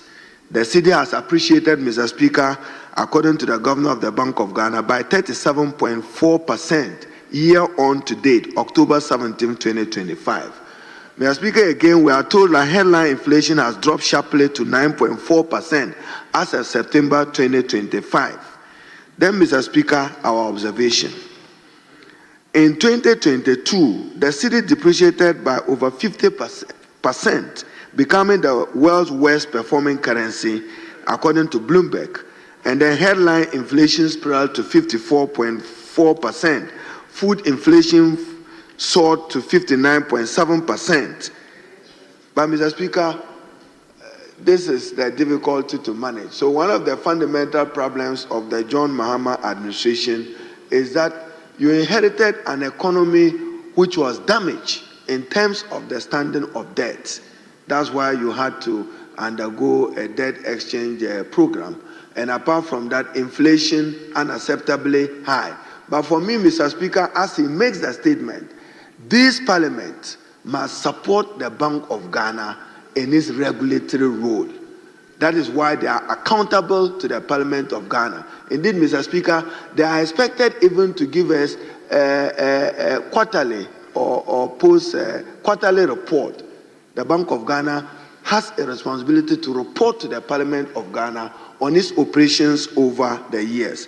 Mr. Speaker, we should also celebrate the Bank of Ghana, at least if for nothing, Mr. Speaker. Last week I was in Sunyani at the University, UNER, the University for Energy. And the hall I sat in, the Vice Chancellor came to me and said that this has been constructed by the Bank of Ghana as part of its corporate social responsibility. I'm told if you go to the University of Ghana and you look at the city hall, thanks to the late Emisata, then when he was governor of Bank of Ghana, you have a beautiful edifice of a lecture hall, which was also constructed by the Bank of Ghana.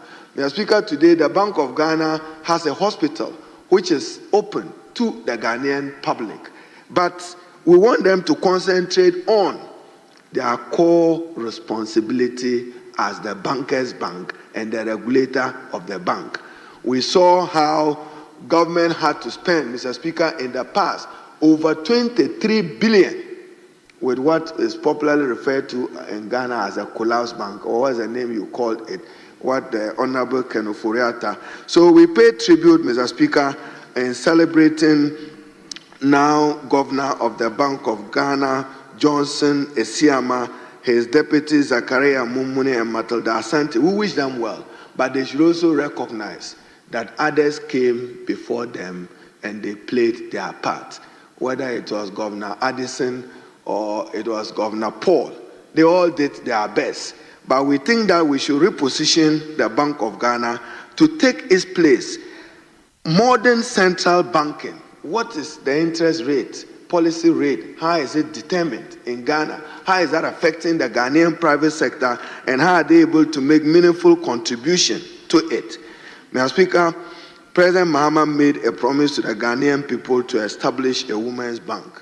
Let me assure our colleagues that he would honor that promise, and a women's bank will be established. A women's bank will be established as part of President Mahama's effort to empower women and to expand access to credit by them. But, Mr. Speaker, my advice is to all of us and to Ghanaians, the way we handle the Ghanaian city, all of us in our pockets, you love it, and then the way we treat it in our pocket, we don't do the same thing to the British pound, we don't do the same thing to the dollar, but when you get the cedi, then you squeeze it as if it's some valueless paper, yet it's a paper that you expect to use for the purchase of your goods and services. So the Bank of Ghana must also deepen public education on the way we relate to the Ghana cedi. So, Mr. Speaker, we have every reason to celebrate the cedi at 60, but in celebrating it, as I used to observe, the cedi suffered too much epilepsy in the face of the pound sterling, in the face of the dollar, which reduced the value of and the weight of the cedi. Minister, I think I don't provoke debate, Mr. Speaker. So I want to commend the maker of the statement, congratulate and commend the leadership of the Bank of Ghana, past governors of the Bank of Ghana, past chair of the Bank of Ghana, and then to Parliament. Mr. Speaker, the late Anthony Akotosai of blessed memory, there is no day I will comment on Bank of Ghana without recognizing, even when we had to review the Bank of Ghana Act as to whether the Bank of Ghana can finance government or not. Part of the crisis we are in as a country, what we witnessed in 2022, was the Bank of Ghana financing government. That's what resulted in now the debt exchange and the slippage of the economy.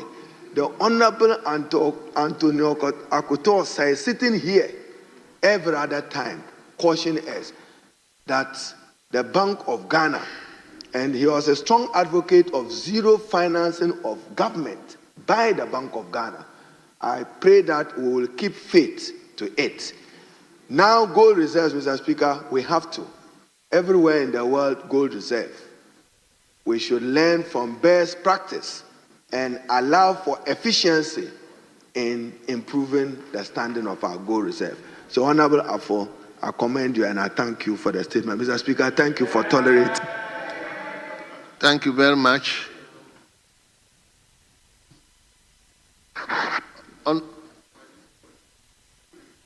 But Ranking, are you not speaking? So leadership, because I said 3 including leadership. I said 3 including leadership. Okay, Dr. Kabilu. Mr. Speaker, thank you very much. Let me join my colleagues in commending Honorable Eric Afo for making this statement on the back of the 60th anniversary of the Ghanaian cedi. Mr. Speaker, I don't need to go back to the history of the Ghanaian cedi, as there are many gray hair here who understand this better than I do. And then the make of the statement also attempts to capture that particular history. Mr. Speaker, the fact is that after 60 years, the Ghanaian cedi has not found its feet. And I would think that in this moment of reflection, we will need to ask ourselves why, that after 60 years, our cedi is still trying to find its feet against the major trading currency. We understand our currency is not a vehicle currency, but we do also appreciate that for your economy to be very strong, you will need to have your cedi or your medium of exchange or your currency very stable. For predictability of businesses, you need to have it very stable for the health of the economy, and even for the purchasing power of the ordinary person. So we all agree and we all admit that we must do something strong about the performance of our city. Mr. Speaker, as we celebrate these 60 years, we have to pay some glory tribute to some other individuals. He mentioned some names. And I think it's important that we cannot celebrate 60 years of independence and the history of the currency is being talked about without reference to Dr. Mahmoud Bawumia. When His Excellency Dr. Mahmoud Bawumia was at the Bank of Ghana, he was the arrowhead of the redenomination exercise that brought some stability into the Ghanaian city. This is a fact of, a statement of fact, and we need to pay growing tribute to him. Mr. Speaker, we equally need to appreciate my senior brother and respected leader of the House, former leader of the House, and also the Minister responsible for education, has brought our attention to the need for us to support our currency with commodities such as gold. And that the Africa Development Bank, and even international communities are now coming to the realization that you will need to support your currency with a very predictable commodity, i.e. gold. And the Vice President, when he came out with this idea, people say it was not novel. People were mocking at him. Mr. Speaker, the chicken has come home to roost.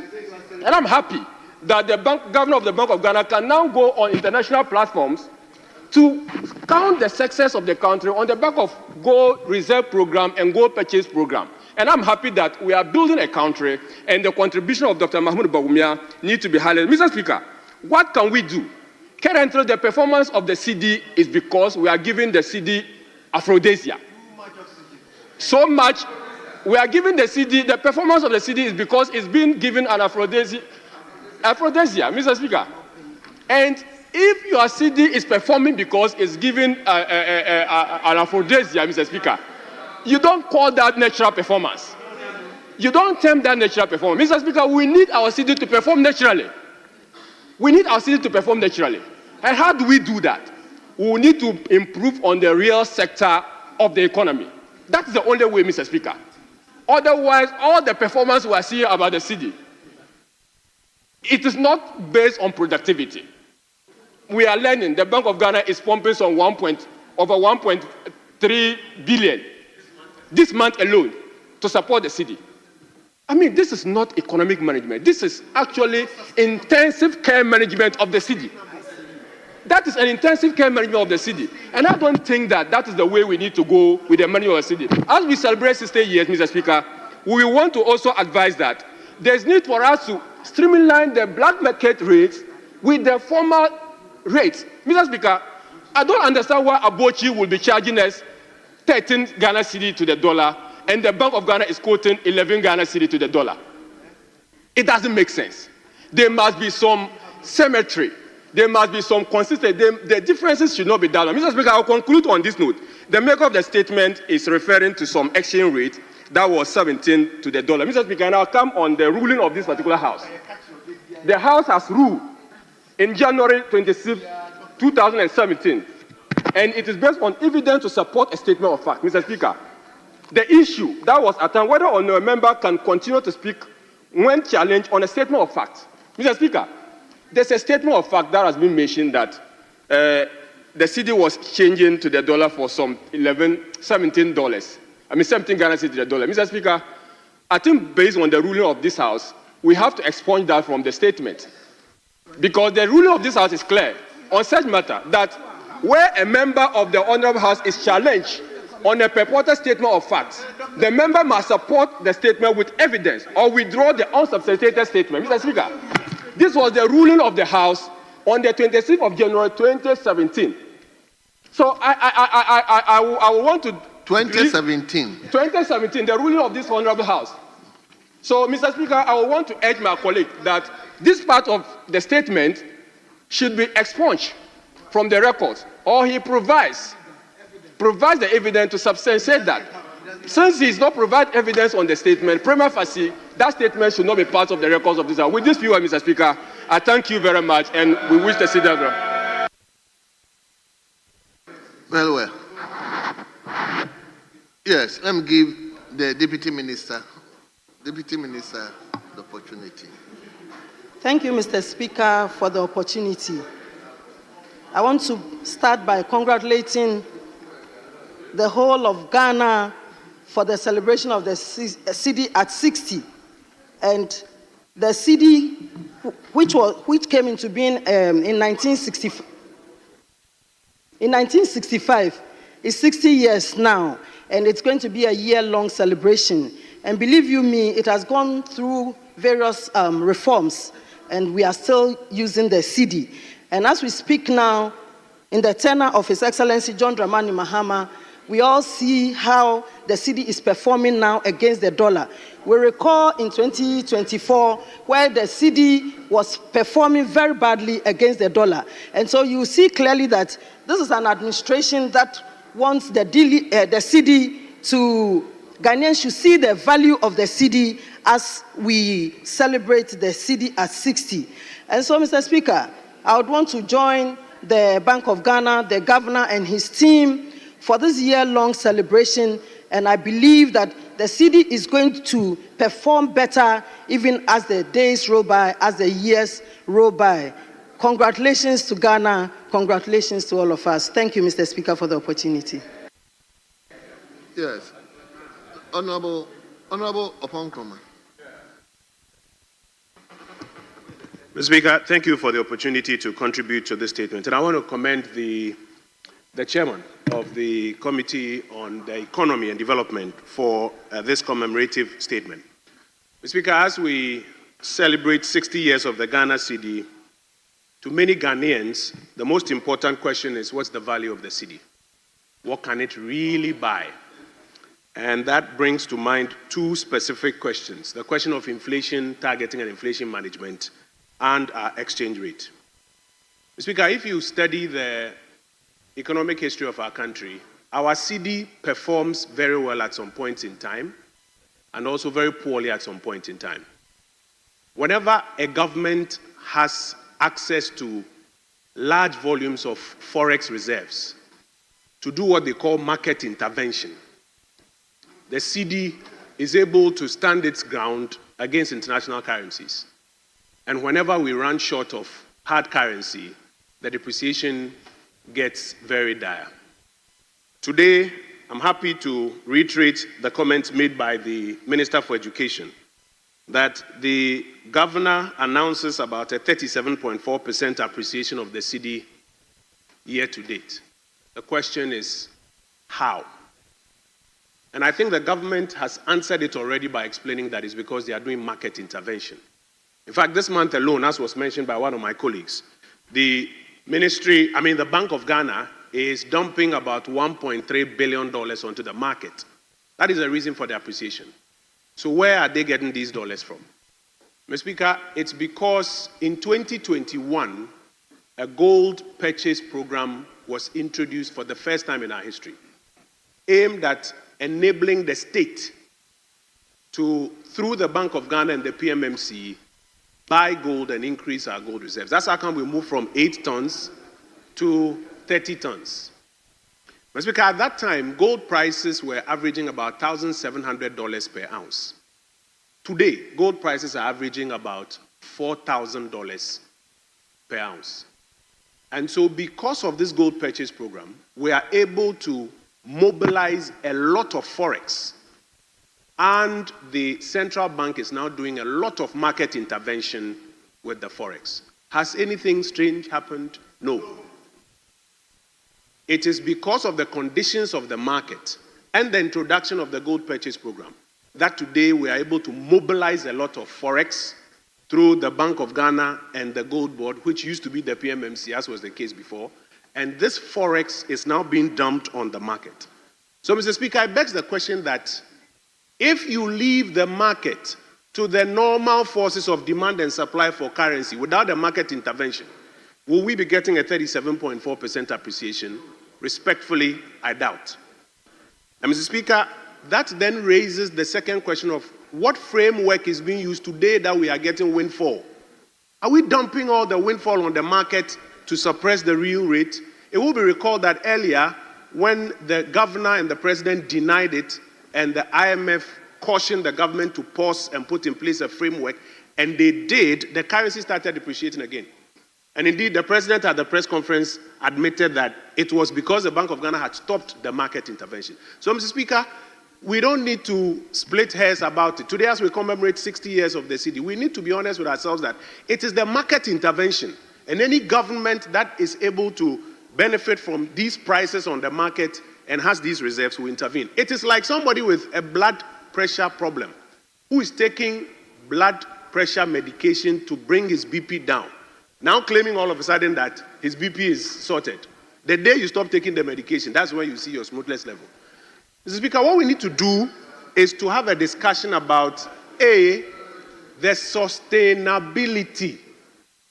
So how are we going to ensure that on a sustainable basis, the normal market forces, without the aphrodisiac that my colleague spoke about, or the blood pressure medication I'm talking about, on a sustainable basis, we can allow the market forces to hold our currency where it has to be.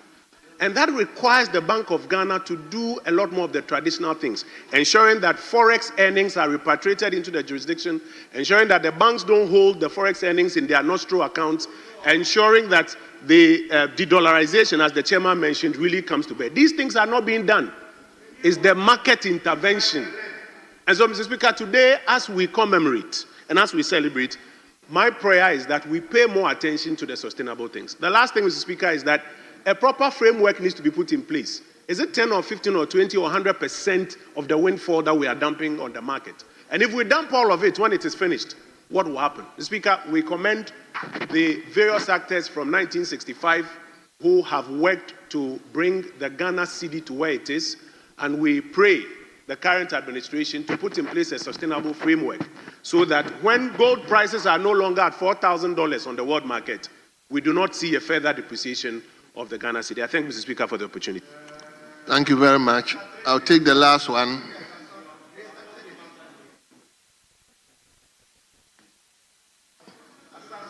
Okay, Shaibu. Mr. Speaker, let me thank you very much for the opportunity and to thank the maker of the statement for teasing out a very critical issues regarding our economy and our city. Mr. Speaker, 60 years in the life of a living being, and indeed a city, is so important that we ought and need to celebrate it. Indeed, the Ghana city has traveled so many years. It has transitioned from one point to the other. And today we have a Ghana city that is stabilized. Speaker, my good friend made mention of aphrodisiacs. Let me be clear to point out that there are good aphrodisiacs and bad ones. And depending on the time that you inject the aphrodisiac, you will get the result that you want.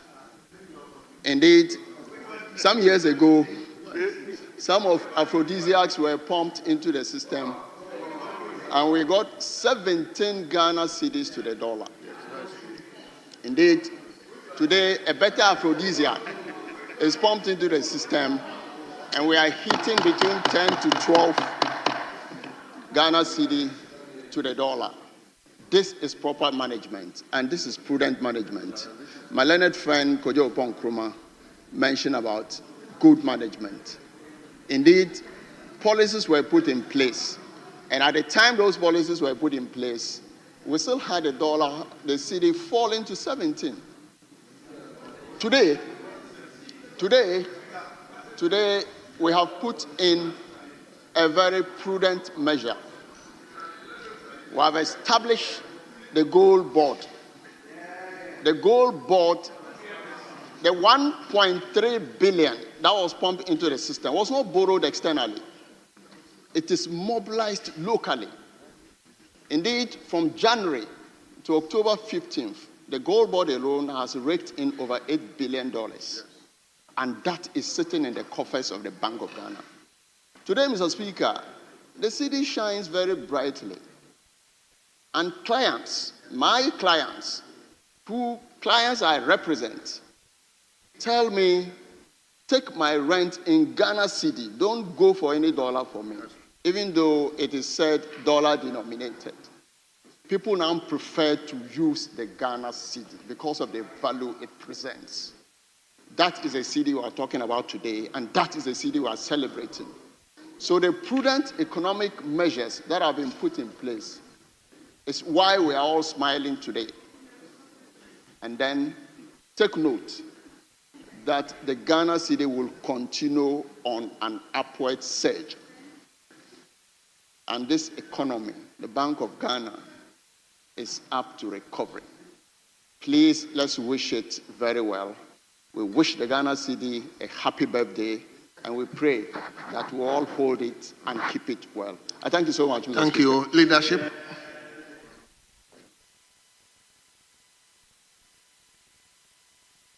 Yes, leader. Mr. Speaker, thank you very much for this opportunity, and I want to commend the maker of this statement. Says that when we get the opportunity to make such statements, we should try and depoliticize the content of the statements and see the contributions and the evolution the city has gone through to this stage. It's very critical that as Ghanaians, we all come together to celebrate the city at 60. And this is not just by chance, it's by hard work, it's by the very critical support of many stakeholders. Mr. Speaker, I always take a cue from my former leader and Minister of Education, and therefore I want to look at it from the angle of not just the evolution of the city, but the use of the city. Mr. Speaker, for someone to have a statement of this nature and even talk about a city as at 2023-2024 being 17 cities is not factual. We cannot be in the house of facts and a house of records and state misfacts. It's unfortunate for anybody to indicate that, especially when there is no evidence to that effect. The city has never gone to 17 cities. We have done propaganda with the city. We've done propaganda at all times material. When the city was even 14 cities, we were pushing it to 17 cities. Like we are talking today. The city is on an aphrodisiac.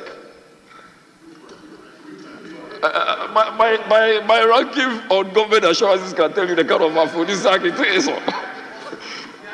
And you should also be mindful that not all aphrodisiacs are effective. Some aphrodisiacs can actually cause you, can dismember you. It can give you heart attack. When they even put oxygen on you, it will not survive. One of the aphrodisiacs is propaganda. The other aphrodisiac is non-payment of contractors. Pay contractors, let us see that the city is standing on its knees.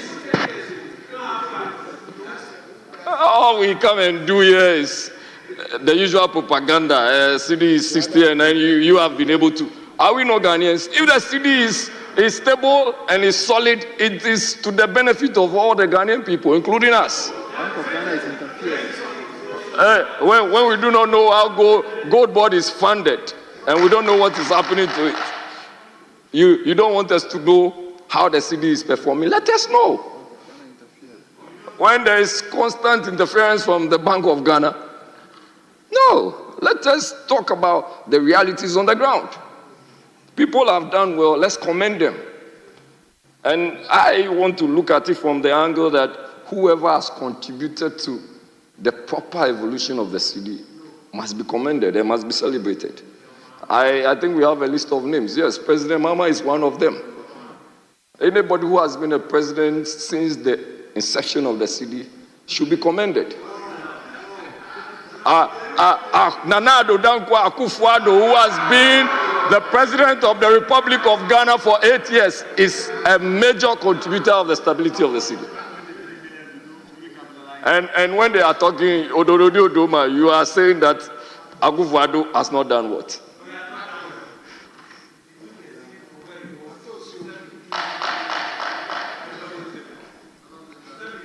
I will address the chair, so I'll leave you for all the... I need you to understand, President Kufuor, Dr. Mahmoud Bawumia, all the governors, deputy governors. Mr. Speaker, I traveled to Barbados in very recent times. and I had to use cash. I've always held on to cash because I sometimes believe that all these systems can always have a way of breaking down. And so I was just telling my boss that I used American Airlines, and just to pay for a bag, I was asked to use a card. Mr. Speaker, I do not have a card. I still don't. So I had to look in the queue and find out who could be supportive. So somebody paid, and I had to give the person cash.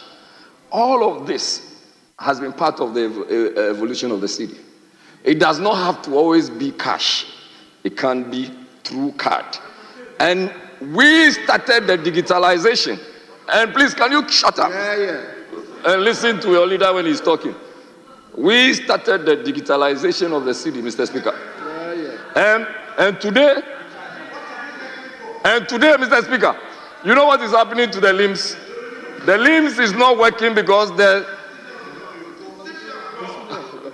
Mr. Speaker, today, the light wave health management system, information system, is not working because, Mr. Speaker, because we are back to cash. You cannot be shouting there. Sit down when you are acknowledged. Mr. Speaker, the fact that we are back to cash alone tells you that we have done well as a nation and we are departing. For the fact that people go to the hospitals and they cannot have information accessed just because of cashless system. Mr. Speaker, it is very critical to cherish. Mr. Speaker, it's very critical to cherish the capacities of the people who have channeled the cash into a cashless system. And Mr. Speaker, we want to commend the Bank of Ghana for doing the needful and for celebrating the 60 years.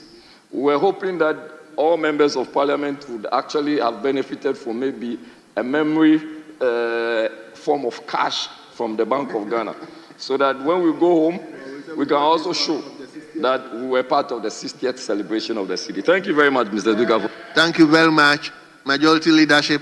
Honorable Dudu, I have begged you. I know, but... Come again. No, I'm talking to my brother. Thank you, Mr. Speaker, for the opportunity to add my voice to the statements made by my colleague, Honorable Eric Afu. Mr. Speaker, CD is 60 years old, and we appreciate where it's coming from and where it has reached now. Mr. Speaker, how do we see our city? Let's all look at how we see our city. The city should be respected when it gets to your hand. See it as something that is valuable. We shouldn't be squeezing it. When we see dollar, then we are quickly looking for wallet to put the dollar in it so that it will be well preserved. But when we see CD, then you see people looking for cloth to tie the CD as if the CD is nothing to write home about. Mr. Speaker, let's give that respect to the city. How we will see our city is how anybody else too can see it. When the city is too dirty, Bank of Ghana, please change it. Let us have neat money. Let us have clean money so that anywhere anybody sees our city, the person will give the city the respect that it deserves. Recently, the city is doing well. The whole world is recommending Ghana that the city is doing well. Mr. Speaker, we have the men, and the men are working on the city. And the city is really performing.